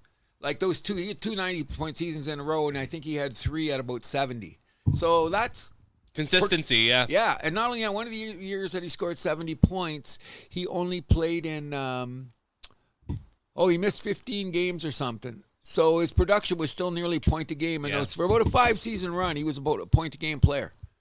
Good luck. Good luck in his future. And the other one is Jaroslav Halak. He retires with 581 games, 295 wins, 53 shutouts, which is 26th all time. 4 more than your boy Carey Price. Stop it. You had to bring that shit in 131 less games. Okay. That's not an indictment on Price. That's just more like propping up Halak, just kind of putting things in perspective. He's not making the Hall of Fame, but he had a great career. I looked at his numbers. They're outstanding. He's a guy, I don't know, when in like 30 years, maybe future generations are going to say we took him for granted. Why? Because of his ERA? I mean, because of his goals against average? That is save percentage, the shutouts. I looked at his numbers. And he played almost 20 years, bro. I really looked at the only thing was he never got to play on many good teams. That was the only thing. Played on a lot. Go look at his numbers. You see some of the teams he played? Half of them didn't make 500. Exactly. So I love the guy for that one when we upset Washington that year. I still love him for that, but I still say Hall of very good. He's 40 years old. Great career, man. Great career. Congratulations to, how do you say his name? Yaroslav Halak. Yaroslav. Yeah, he's got a mouthful. Good luck for the rest of your life, buddy. And a couple big contracts. Gabe Vilardi of Winnipeg signing a 6-year extension, $7.5 million cap hit for a guy who's only had one 60-point season. That was this past year. So they're paying him, I guess, for future potential. Yep. He's young. Well, cap going up. As well. And then Jackson Blake signing an 8-year extension, $5.62 5 with Carolina. That's the big one, considering he's never even scored 40 points. He's going to, though, because he's young. He should. That seems to be the pattern. We know that. Because they know the cap's going up. Get him a bunch now. He'll look like a bonus down the road. Habs like the Jose Bautista thing, right? Exactly. The Habs are on the front page of that, eh? When you look at their contract, the Habs are probably, they were talking about it. Habs may be number one with their lineup and the way they've got people signed. Mm-hmm. And if the cap goes up, we're good. But we have to win before you say any of that is viable. Before we end on hockey, is there anything else to say about hockey? No, not really. Can I just throw something out there? You just tell me what you think? If McDavid doesn't sign to Edmonton by Christmas, what's the chatter going to be? What's the chatter? I've been chattering. I didn't say that. Okay, continue. He's coming to Toronto, baby. Ooh. I've heard the rumor, where there's smoke, there's fire. I've heard that McDavid does not want more than 3 years. Whoa. So say 3 with an option. There's no options in the NHL. Well, whatever it is, he wants 3, maybe 4 years. What does that tell you? That means you played 12 years in Edmonton. Thank you very much. I'm going to Toronto. What's the chatter going to be, bro? If he don't sign by Christmas, what's the chatter going to be? If he doesn't sign by camp.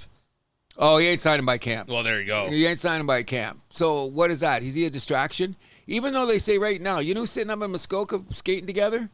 Draisaitl and frickin' McDavid. There's been numerous sightings. They're teammates. But, I mean, if you're in Muskoka, drinking at the same bar, skating at the same rink, swimming in the same lake, got to be close. You know what I mean? Yeah, that's no secret that they're close. Okay, but that doesn't mean that he's like married to him and has to sign back in Edmonton. No, I agree, too, and I think that Draisaitl took the money. He was smart. I'm just saying for dead time in the summer and as the season starts, I can't wait for the chatter if McDavid doesn't frickin'... Oh, it's going to be fun. And you know what the other thing they're saying, too, but I don't... this just makes me excited because I can't believe it. Sid's contract's almost done, eh? He just signed the 2-year extension. He's got 2 years left. But he can bail if he wants. Well, he's got to ask for a trade, yeah. We know where he wants to go. Colorado. Nah, stop it. He's not staying in the East. Used to be my friend. He's not staying in the East. That's my prediction if he goes. What's his favorite team? Pittsburgh. You should have been a lawyer. You should have been a lawyer. We know who his favorite team is. Everybody knows. That was then. This is now. I'm just saying that if you get the McDavid chatter, I'm eating up the Crosby chatter. Okay, is that enough about hockey? Okay. Yeah. We'll move this over to the NBA, where the Raptors have announced that they will have their training camp in Calgary this year, and will play the Denver Nuggets in Vancouver for a preseason game, which is pretty cool. I'm wondering why they went to Calgary, but I'm not going to say... Surprised they got some sort of deal. Well, not only that, I don't want to say that... how do you want to put it? I don't want to say, like, I thought, Calgary, why Calgary? And then you brought up about on the college level and the, there's a more serious basketball scene at a grassroots level than I came to realize. So if the Raptors are going there to promote the expansion of basketball through Canada, okay. I thought it was odd at first, didn't you? Vancouver, I got. Yeah, well, yeah, Calgary doesn't exactly jump off the page, even though it's a nice city. Great city. That's what I hear. I haven't been there in 30 years, but It's a low-key foodie town, too. A lot of good restaurants there. I've been hearing that because what has happened, from what my understanding, and Paul Kipping, the guy gave a condolences to, he went out there and never came back. They say that what has happened is a diversity of people that have landed in Calgary have opened it up so they get a variety more of, like you said, foodie on the ground, which is really cool, I think.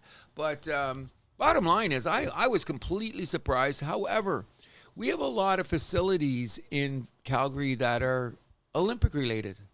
That's true. On a lot of levels. So when you start adding all that up, it starts to make sense. You know what I mean? Congratulations to Calgary. Yes, absolutely. A couple signings here, and then we're going to move off the NBA. Marcus Smart signing a 2-year deal worth $11 million with the Lakers after his buyout with the Wizards. I think that's a great signing. We obviously know his defense and some of his ferociousness there on the court. It's going to be a big boost for the Lakers coming off the bench. He's a Tasmanian devil. Let's just get that straight. The crazy hair. Oh, yeah. Always matches hair color, matches his shoes. And the jerseys. And the jerseys. I love it. But, when I seen him in college, he played for Oklahoma State, and he went back for next year to get on his ball handling. The other OSU. Yeah, when I seen that guy play, I said, ooh, there's a dog right there.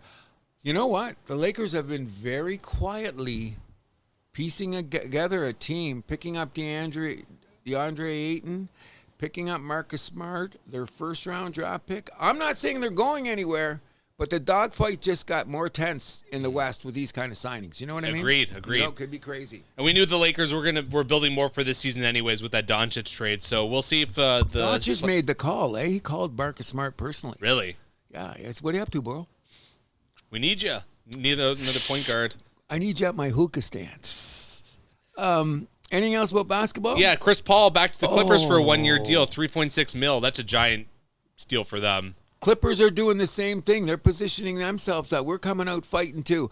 I'm not so sure that leaving Norm Powell, even though they got the other guy, but I don't know about letting Norm Powell go. I think he was valuable in I see too the many template ways. for the Clippers, though, making it work. They got the bigs. Now Bradley Beal's like their catch-and-shoot guy off the bench. Got you. So what? Harden's still there. If Kawhi can stay healthy.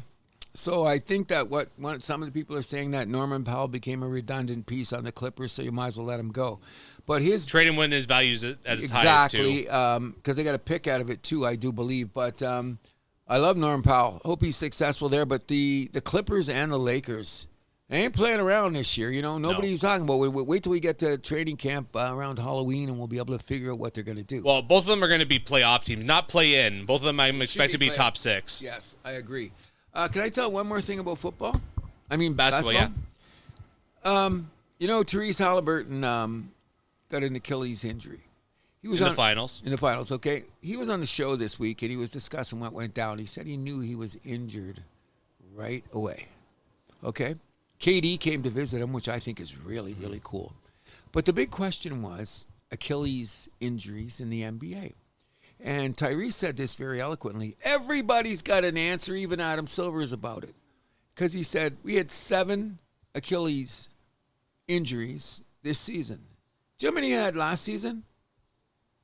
0. He says it's a bad luck thing. The way some guys play, the way some guys built, he said it's just bad luck, coach. So he says, what are we going to do? Have a Warren Commission where 1 year we have no Achilles injuries and 1 year we have 7, and we go, they're saying, well, we got to think about the future. You can't think about bad luck injuries in the future. It's sad. I don't, you know what I mean? I don't begrudge anybody an injury, especially like this one. The greatest thing that's happened is that KD has proved if you rehab and get the right surgeon. Oh, you can come back. You can come back. You know the same surgeon, I think, did Aaron Rodgers, KD. Wow. Halliburton. Who's the other big football guy? Apparently this guy's done 4 of these guys, and they're all, the first 3 looking amazing, so we'll have to see what happens. Good luck to Tyrese Halliburton. And I do believe it's just bad luck. Absolutely. There you go. We'll move this over to soccer, where our Toronto FC, boy, oh boy, they lost again last Saturday at Nashville Soccer Club, 1-0. Surridge with the lone goal in the 28th minute. Toronto FC, 0 shots on goal in this one. Okay, we are Toronto-centric, okay? We're insanely happy talking all day long about the Jays and Mitch Marner. However... Well, Mitch Marner's not a Toronto thing anymore. Oh, I forgot. He's Vegas's problem now. Okay. In any event, it's really hard to be. And I heard someone say it on the air is that there's two things that you love. The love for the Blue Jays has always been here, but now that they're winning, it's insane. However, when a team sucks, oh my Lord! So one thing I was thinking of, we had a guest on our show a few years ago who said the team doesn't suck, the results suck. Okay. I'm turning around. I'm completely disagreeing with that. No, TFC fucking sucks. Oh. They suck. Yeah, and you know what? It's something, I don't know. The management's made mistakes. Okay. 1 or 2. Okay, 4. The problem is 5 years ago, you were like a beacon in the city when no one was winning. And now it was them and the Raptors, basically. The Raptors too, but yeah, sorry for that. But the interesting thing about it is that when you do all these manipulations with international guys, who you cut and you bring on, you pick the wrong players. You got Toronto FC. They're going nowhere this year, bro. Yeah. They're going nowhere fast, as they say. Nowhere anywhere. They got no look at the playoffs, but I predict this. The splashes they make in the offseason, that'll determine. Because they're going to have all the international things. They're going to have money. Pelly wants everyone to win. Oh, by the way, Pelly showed up in a suit at the Vegas, eh? What do you mean? Summer League? Oh. Yeah, Pelly showed up suited up. Checking out what's Big Daddy's watching. It's Mr. Pelly's neighborhood. Remember that, people. But in any event... We should get T-shirts made of that.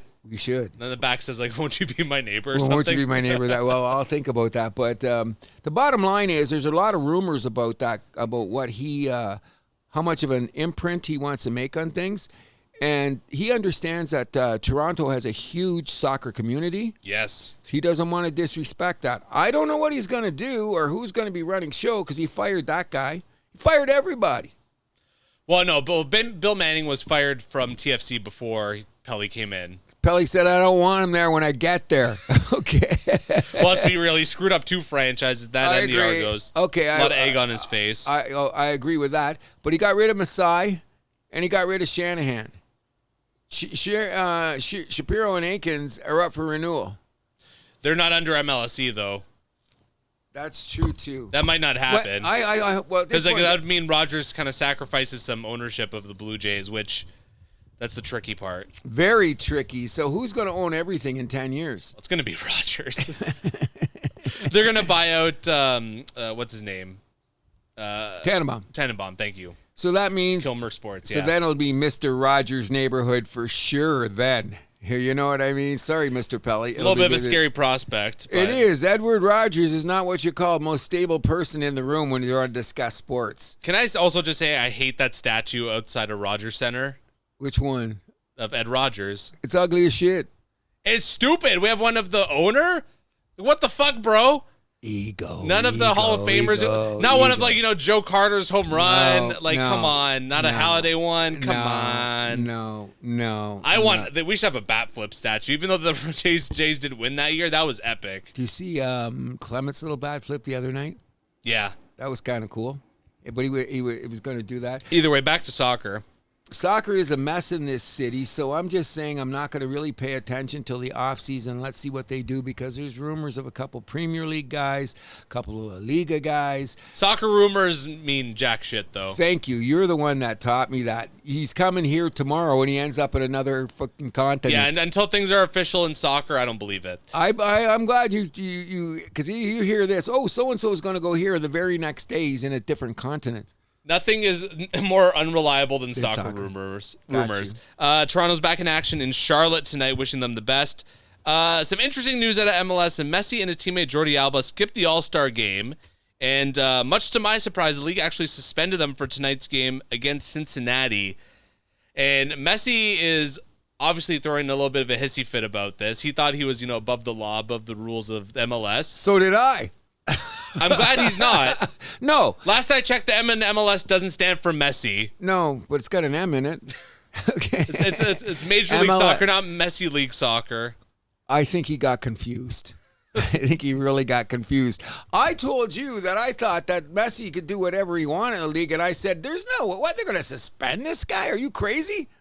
Rules is rules. Well, I think I'll go with your opinion is that what the league is saying, we don't care if you're Jesus. No one's bigger than the league, and you have to do that.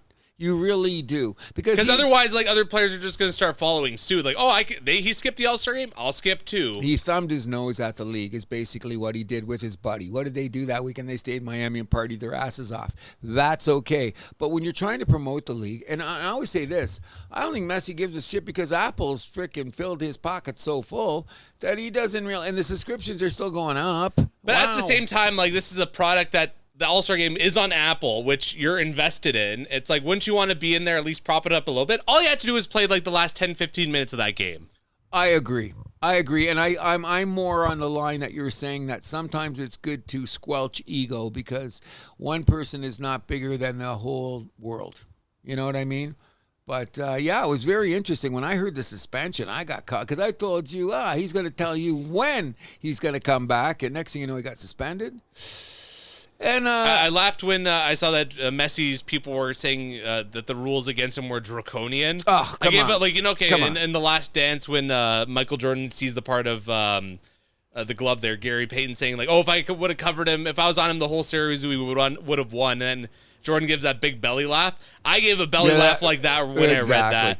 That's I'm like, you think you're above the rules, buddy? That's funny. That's very, very funny. But you know what I mean? Like, in this respect, where I agree with you, Messi coming to the MLS has made a lot of people in Europe take a bigger look over here.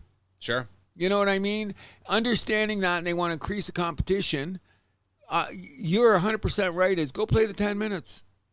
That's all he had to do. Yeah, go to play the 10 minutes. It probably would have been better for the league, and then would have been better for everybody. Even people that want to respect the league, because what he did was blatantly disrespect the league. Of course. So what are the European guys thinking about that? Can we get away with that? No, you can't. Either way, some other notes around soccer. Ronaldo back with Al Nassr in Saudi Arabia. I guess the money there was too much to turn down. And they don't even tell you how many zillions he gets, eh? What do you think he's getting? 50 mil a year at least? That plus, like, they probably pay for his housing and all that. Oh, no, all that. Yeah. Oh, yeah. When you go to Saudi Arabia, man, you get a bidet. Okay, you know what I'm saying? Probably a human bidet for all I know, but maids, people cooking you food, all that. No. When you go to a guy of his stature, they probably carry him in like 8 guys. He's on that little thing. He's on the chair. They carry him over the shoulder. Yeah. They bring him into the arena like that because, and you know what's funny? You're right. They never disclose Saudi contracts.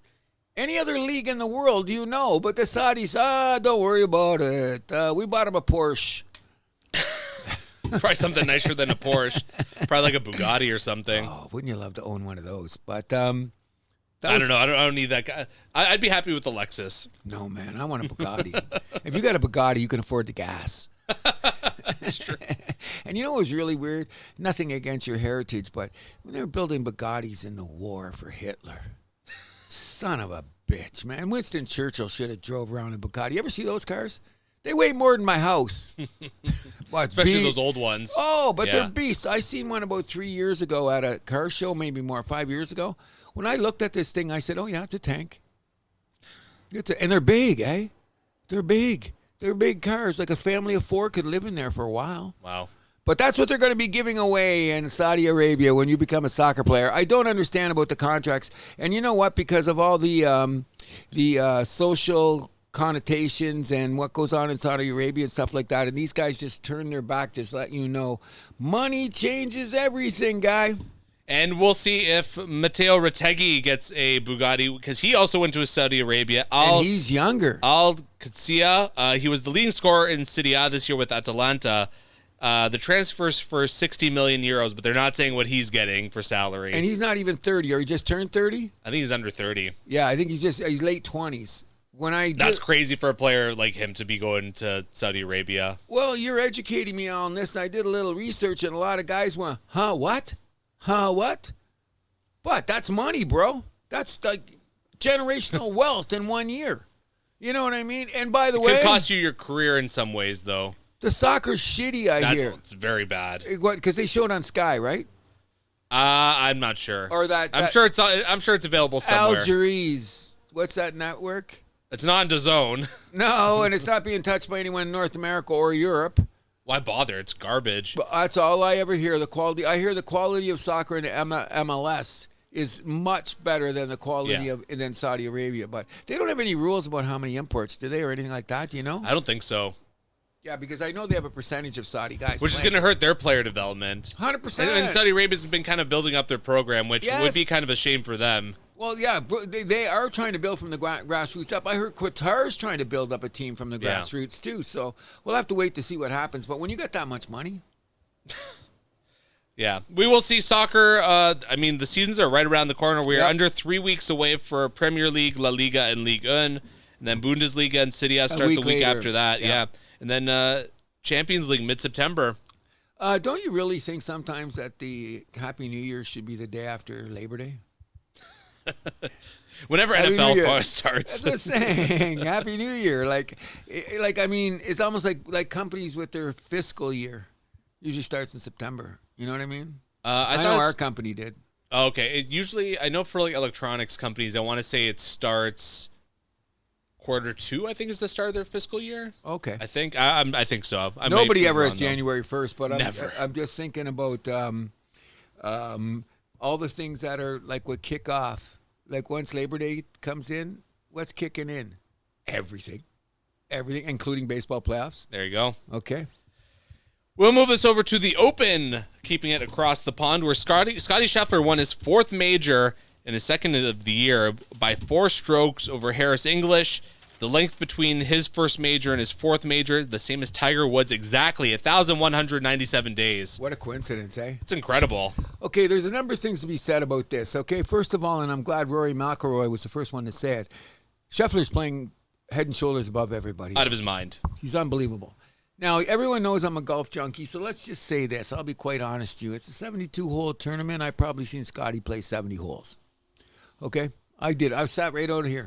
And just, it was on PVR. You know the great thing about on PVR? Walk the dog, watch 6 holes. Go for a bite to eat, watch 6 holes. So it's pretty good, and you stay away from the TV, you don't know the score. The most amazing, and Scheffler's never been my favorite golfer. You ever say he's my favorite golfer? You know, I'm a Xander guy, shit like that. But what I'm learning to respect about this guy is his life skills talking.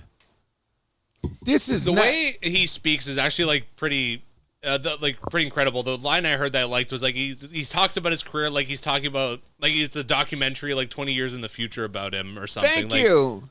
He's very like grounded in the way he talks about himself. Hugely grounded. Now, we're used to the Tigers, the Phil Mickelsons. And he doesn't seek the spotlight like those guys. No, but those guys come out saying we're killing everybody. Yeah, Tiger was basically like, I want to be the best in the world. Oh, right? Yeah. And I thought it was great. He says, it is really amazing when I win. And he goes, those moments right after that are freaking amazing. But then what do I do after that? Oh, I have to go for dinner, don't I?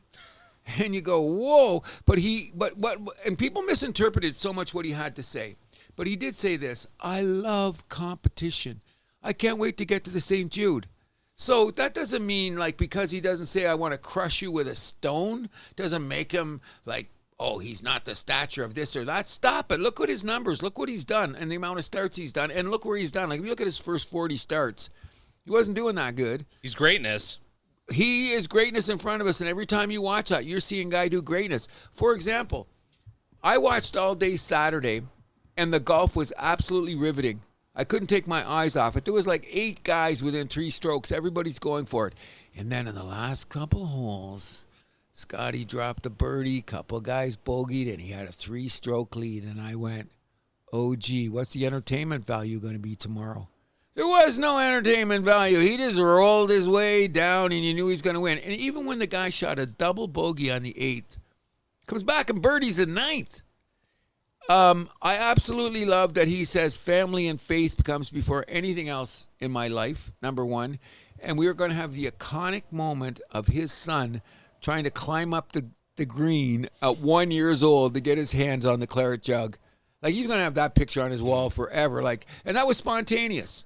It wasn't like it was set up or anything. Yeah. Mama put the kid down. The kid wanted to go see Dad. There just happened to be the claret jug, which him and the claret jug were pretty close in height. Yeah. That's a beautiful thing. Absolutely. Now we're going to be coming to the FedEx Cup, and if he doesn't win it, there's going to be, why doesn't he win it? Oh, because he doesn't care enough? Whatever. You know, bullshit. Scottie Scheffler is so freaking good, like you said. You're watching greatness with this guy. Do you think he's going to keep on winning, or do you think it's going to be like, because there's some other guys that won a bunch kind of in short succession, like Koepka won, Koepka's got 5 and no one ever talks about him. Because they won him in short succession, and so did Spieth. Spieth won it, and so did Rory. Rory won his first few close together. Way back together then again. So guess what? And there was a big gap before he won the Masters this year. Thank you. So what they're saying is this. You have to respect the greatness of Tiger Woods. You know what I mean? Yeah. And you could say that about Phil Mickelson too, but except Phil kept getting beat by Tiger. So sorry about your luck. But to be able to, like Jordan Spieth, I didn't ever like that guy because he was a spoiled, rotten rich kid and he acted like he deserved to be there. Then he started losing and then he started crying. So get out of my face. To be able to do this, you got to talk about a 10-year span. You know what I mean? And what does Scottie say himself? I've only won, what, 4? 4. I've only won 4 majors. I don't have a U.S. Open. Yep. I'm not 10 years down the road. Please do not say me and Tiger in the same sentence, even though he's Tiger-esque as we speak. Yeah, maybe one day. We'll have to see. I hope he keeps playing the way he does because one thing about golf, and I always say this, golf and tennis, you're out there naked. Yeah. And the mental part of the game is what you really... Bowling as well. Oh. Well, we're going to get darts in there after sure, that? Yeah. Oh, okay, stop. It's good Saturday. In any event, I think that, in my opinion now, I like what I like more about Scottie Scheffler and all this stuff that's come out in the last week, and considering that bullshit he went through coming in the tournament when they pulled him over and didn't recognize him, and he still handled that with freaking grace. I'm liking Scottie Scheffler more as a man than I am as a golfer, because when you talk like that, oh, what about my wife? She's been my best friend since high school. Touch my heart. Yeah. You mean, that's best. No, you didn't say it's my wife. That's my best friend since high school. That's what I say about my girl all the time.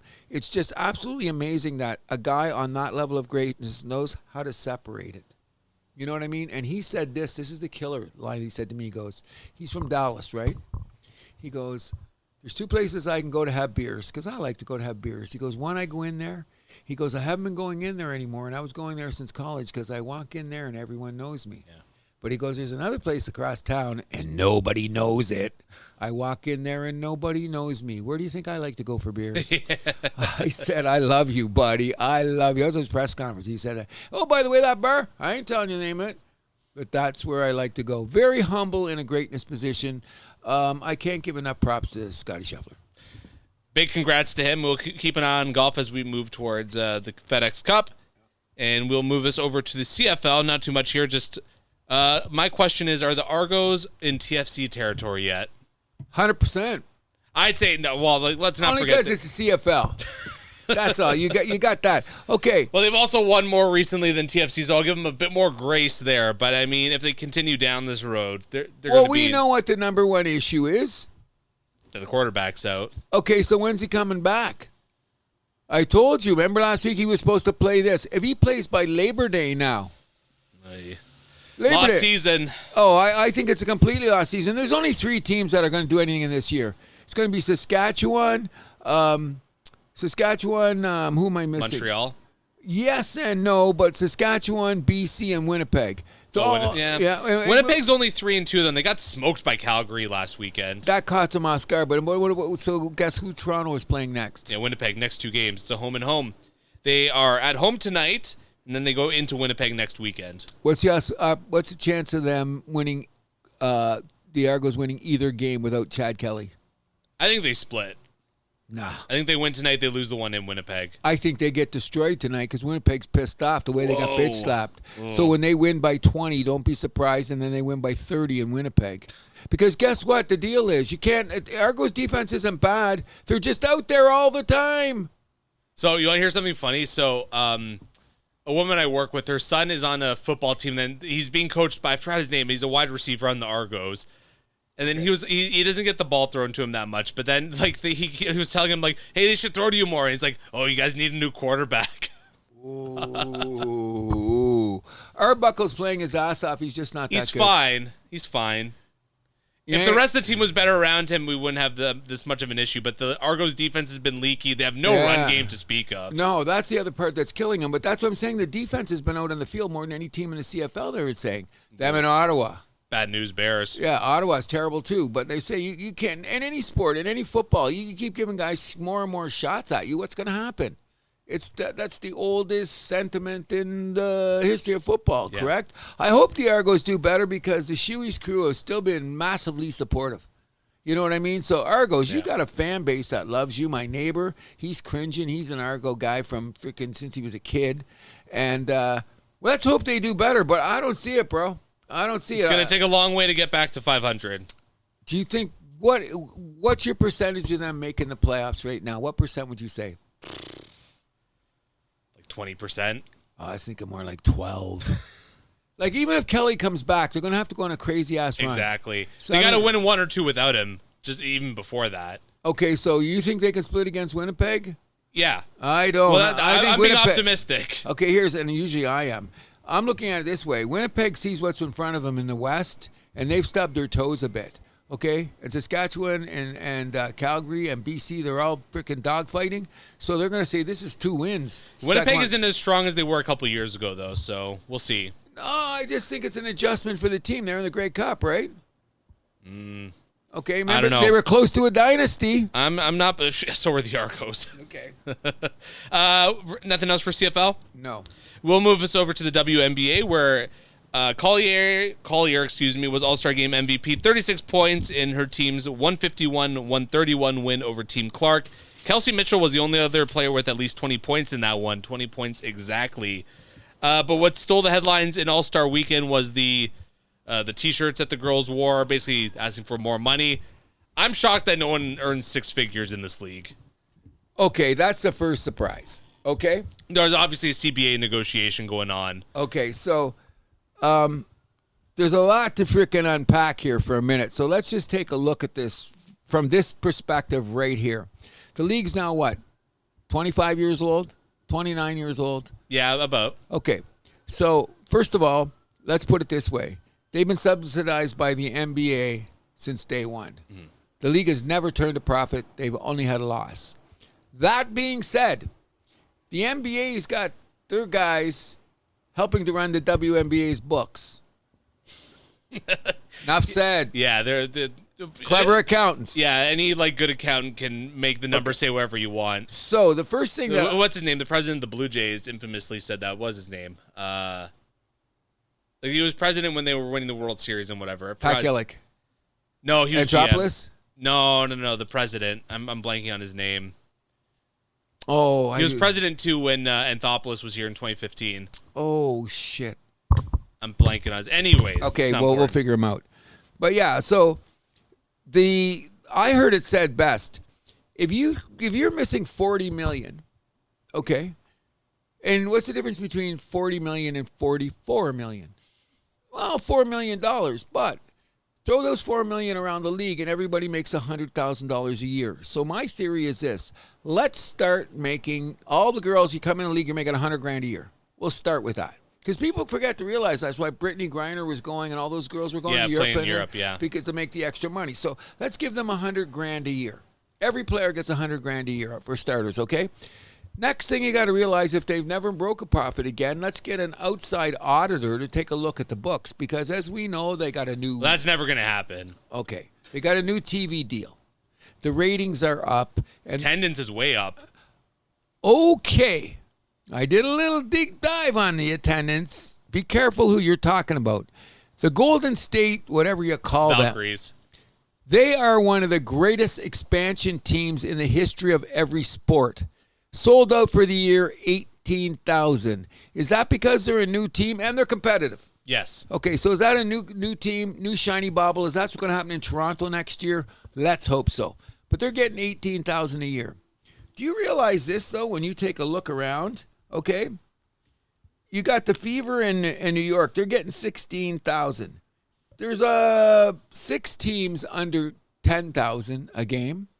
And 2 of the biggest markets that's supposed to be basketball, Atlanta and Washington, they're struggling to get 5,000 people a night. Those are also very bad teams.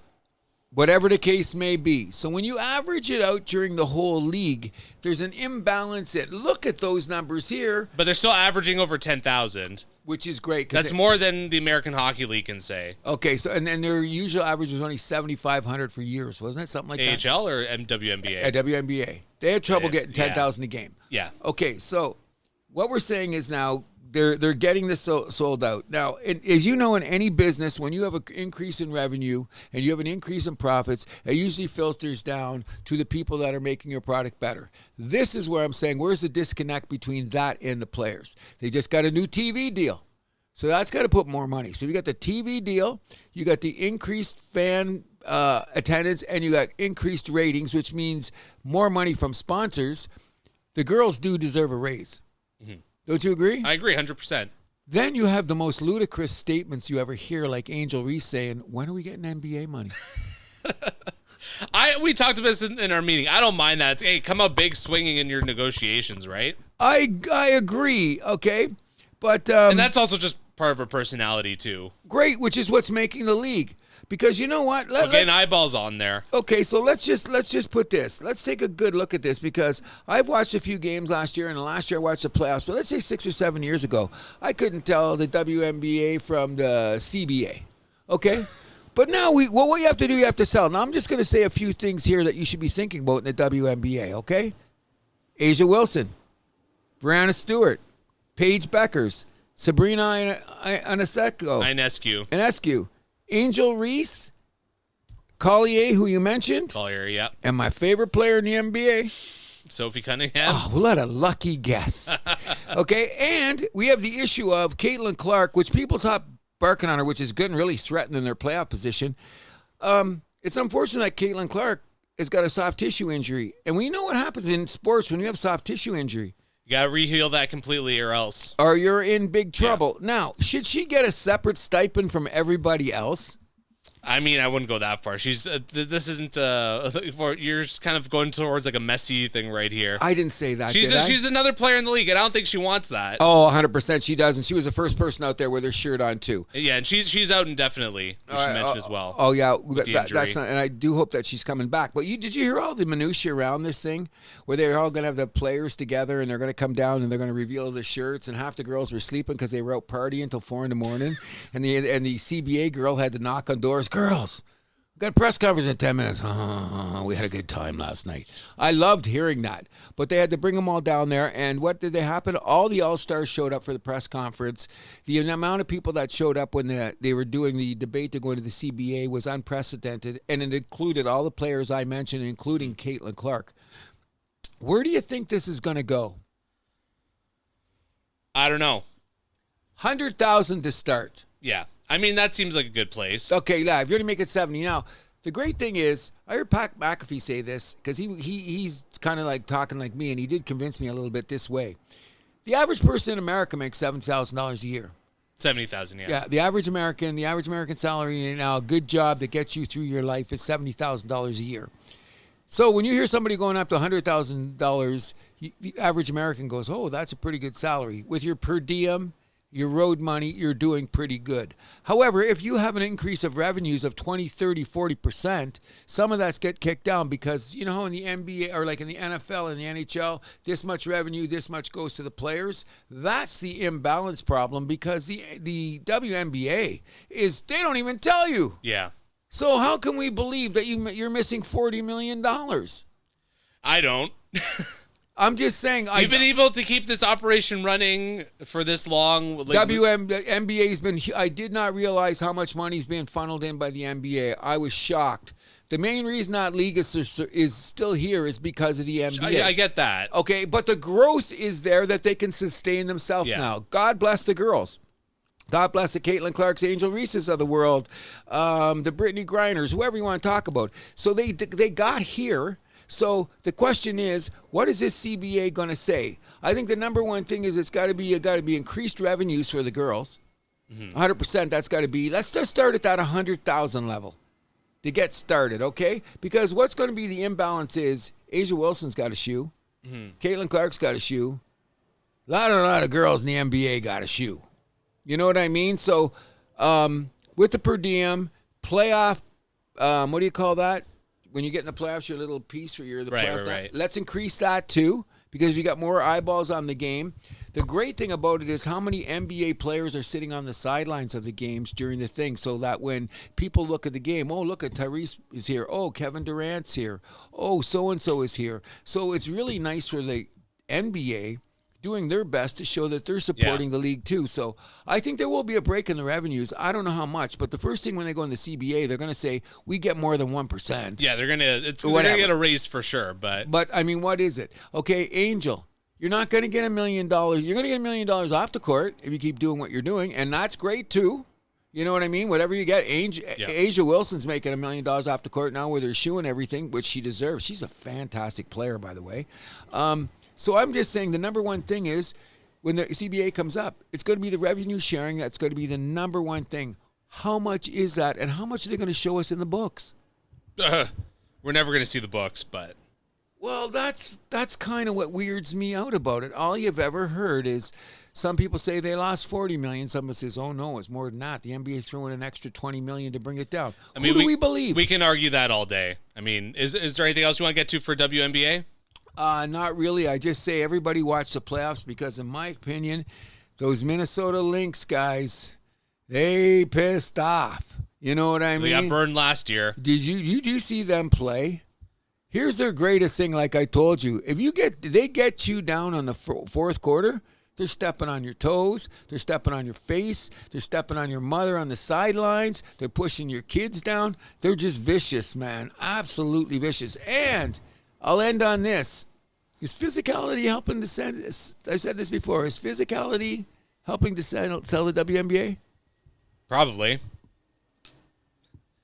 And we'll leave it at that, I guess. We'll move this into Formula One, where it's my favorite race of the calendar, Spa in Belgium. Do you know how much do you know about this coming in, the sprint and? Okay, I know that. I don't know who won the sprint yet. Okay, because Piastri was on pole. Piastri was on pole, and Max somehow got beside him.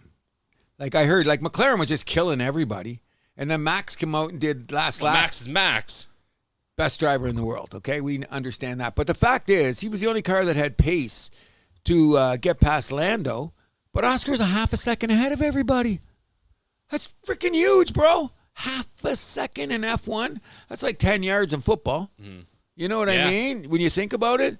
And Max was very cool about the matter in saying that, we're going to have to give it our best shot on Sunday. Lewis Hamilton, why is he crying? Because the car sucks. You went to Mercedes. I mean, you went to Ferrari. So it's what? And why are you crying? That's what everyone does in F1. Your boy Max has been bitching for the past 3 months. Stop it. I don't call that bitching. I'm just saying he was looking for improvements to his car. Oh my God! You said I should be a lawyer. No, Max was telling the truth. Lewis Hamilton just sounded like a straight out bitch. I'm not getting my way. It's not doing that. Yeah, don't do that. Get out there. Be a Hulkenberg. He partied for a week with a podium. He got 1,000 decks. Okay, tell Max to be a Hulkenberg then instead of a bitch. No. It don't work like that. Max has got a future as a Bond villain. Don't mess with you're ridiculous. Max. Thank you. I love the guy. Absolutely. I like the way he ties his shoes. Okay. Okay, just to tell you how corrupted I have been with this guy. But I thought it was amazing when the pacing was very, did you hear him after? Like he flat out said, if we beat we beat Oscar this Sunday, we're going to be amazing. Where the opposite thing is, Lewis Hamilton sounded like we're never going to beat anybody. I'd rather have Max's attitude. Didn't sound like. Well, things were going his way. A little bit of a different story. You still got to be out there to qualifying. You're driving that truck, bro. You're driving that car, bro. And Leclerc with it didn't bitch. What is he? He's running fourth? Yeah. I mean, a little bit of a different story there, but what's the different story? Explain it to me. I'm learning. Well, he got better results out of the car. Who? Leclerc. Yeah, exactly. So you're driving the same car. Lewis, I didn't hear Leclerc cry. He says he thinks he can get better pace. That's what he said. Lewis came out of the car with Kleenex in his hands. Come on, you're a pro. You know what it is? It must be hard for him. It's just funny. I just find funny you're we're throwing Lewis under the bus, but when Max complains. Max doesn't complain. Oh my God, you're delusional. Maybe I see it differently. Maybe the tone of voice. Complaining's complaining, bro. It's tone of voice. Oh my God! It's not what you said; it's how you said it. Exactly. Oh So my Max God! doesn't Stop sound it. like Lewis. I've never seen Lewis cry like this before. Like he looked flat out like a little bitch. This guy's one of the greatest drivers of all time. You don't get out of your car with Kleenex wiping tears out of your eyes. Stop it, Okay. buddy. Stop it. Anything else you want to add about the Belgium weekend? No, I just think that it's very interesting that where you got to win is in the corners. I don't understand that. What do they mean by that? You got to win in the corners. It's about passing. Because Yeah. there's a lot of open space to pass in Spa. Exactly. But what they say is Those like long winding turns. yeah, so you can come out of a long winding turn. Like they said, that's going to be like you do Some that. hard break ones. There's that U-turn off the. Oh, yeah, that's like, quick crazy. Turn one, yeah. I've and much respect for you to doing this. I'm starting to look at the nuances of the track instead of just looking at the race. Because that's huge. Right. You know what I mean? I'm just thinking, well, they're putting the cars out there, let them run. Okay, it's a little different in 1921, but they're still on the track. No. There's a lot more I have to learn about that, especially with this track. This is one of the most intriguing races of the year, they say. Oh, yeah. Because the way the track is built. And the weather there, too, always plays a factor. Oh, the weather is they're saying it huge, which really tells you the difference about the drivers because all the tracks that are in the Middle East are designed for F1 today, as opposed to Yeah, but the new tracks, they've all been sanitized. Yeah. A bit. I know what you're saying about that. I like the. I wouldn't even know go with sanitized. Just like a little bit, just like, I don't know. It doesn't lead to the best racing. Okay, so if you win the pole, you pretty well can win that. I get it. I like what you're always talking about, the minutia of the track and how you have to manipulate it if you're going to be a good driver. Your skills are more valued in Belgium than they are in the Middle East, I believe. Yeah. Correct? Is that a good way to look at it? Yeah, I Should would be say a that. great race. But you think Oscar's going to run away with it? I know the results, so I'm not going to say. Okay. We got Hungary next weekend, and then it's summer break, so a month off, and then I believe they come back with Monza after that. Anyways, these are two of the most historic tracks in the history of F1. I'm realizing that. Hungary too, eh?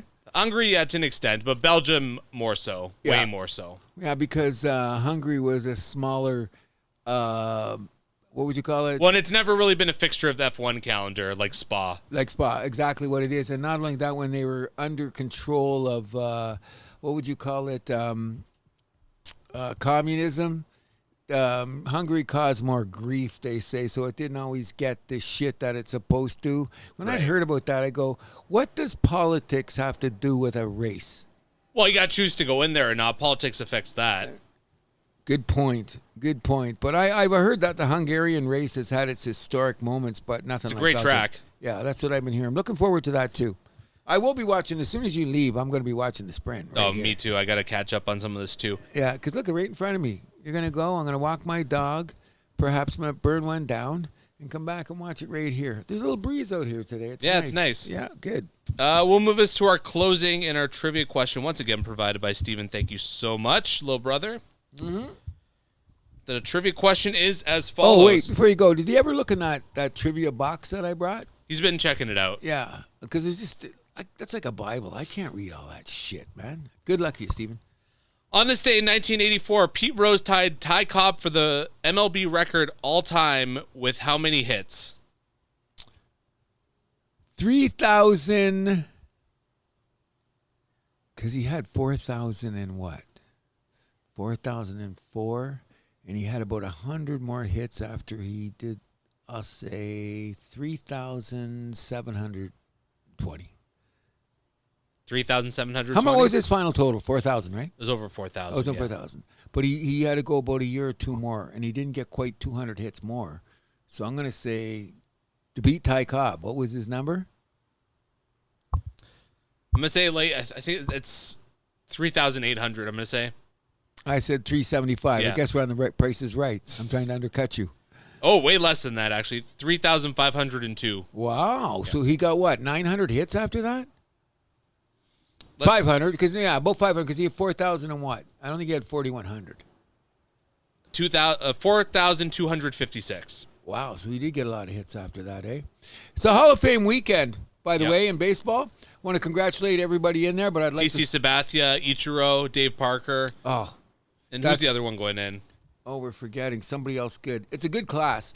In any event, I just want to say that I'm really glad that Dave Parker knew he was going in the Hall of Fame before he died. Mm-hmm. not the same as Pete Rose. Oh, and Billy Wagner. Oh, yeah, Billy Wagner. That guy and was then a horse. Dave Parker and Dick Allen on the Veterans Committee. Yeah, and two of the most despised guys in their prime in baseball. You know that, eh?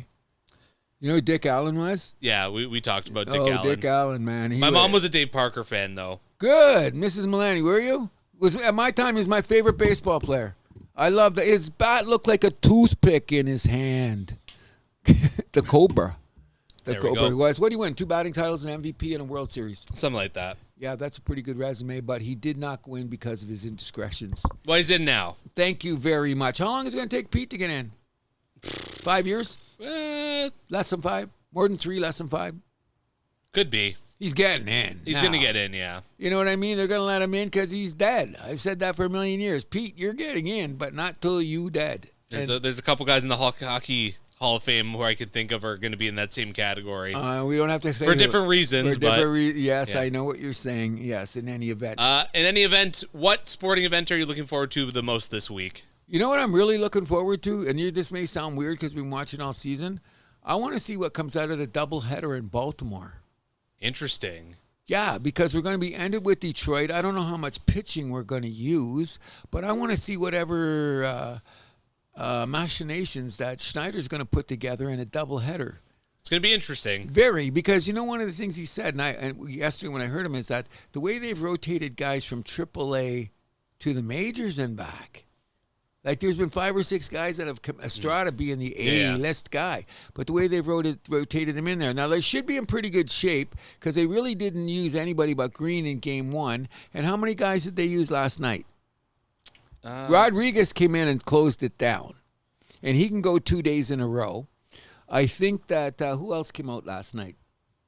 Little came out, I think, last night. Yeah, only 4 guys. So Barrios, Fisher, Little, and Rodriguez. Yeah. So and they all only pitched what an inning. They pitch an inning each. So and I think all guys were around 20 pitches, which seems to be the thing that determines. Each of them only faced 3 batters. They didn't allow a single runner. No. So Little and Fisher had 13 pitches. Rodriguez had 14. Perfect. So efficient innings. So they'll all be ready for today and tomorrow. But let's hope we don't have too much bullpen casualties, because what are we going to do on Monday? Is it Monday we have the doubleheader? Maybe probably Monday. So we'll see. For me, it's the Belgian Grand Prix I'm looking forward to the most, though. Okay, that's going to be on tomorrow at the same time. I'm interested in see what I'm doing, because my theory about how they're using their bullpen, John Schneider is going to get Manager of the Year, I think, just the way he's used the bullpen. And I'm going to look at it this way. Judge is we're only 2/3 of the way through the season, so a lot of baseball left to go. 50-some games. Okay, so here's the deal. Judge ain't playing tonight, and Philly's been spanking the Yanks. That's a good thing. Boston's having their issues. That's a good thing. So the farther we could stay away, it is. Because we have a run where we have Baltimore, Colorado. Who's another one that's hurting out there? But we have the Dodgers in there. But I'm really looking forward, like what we're going to do after the bullpen, because that's going to have a lot to do with what happens for the rest of the week. And we do have Thursday off. So we should be okay. We'll keep an eye on baseball. We'll keep an eye on all the things we love to talk about here. I guess that's it for us this week. Hi, I'm Andrew Milani. Hi, my name is Cruz. Thanks, Stanley, for not being the usual crazy that he is, even though he's at our feet. Because we can't put him in there. But anyways, my name is Cruz. And I'm Andrew Milani. And what do? We keep the vibe alive. Do you have a question? We'll answer it on the air. Send it to thehousethathappens@gmail.com. You can find us on Podbean, Spotify, YouTube, Amazon Music, iHeart Radio, Player FM, Podchaser, Boomplay, and SoundCloud. You can follow us on Facebook, Instagram, and TikTok at The House That Happens, and on X at House Happens.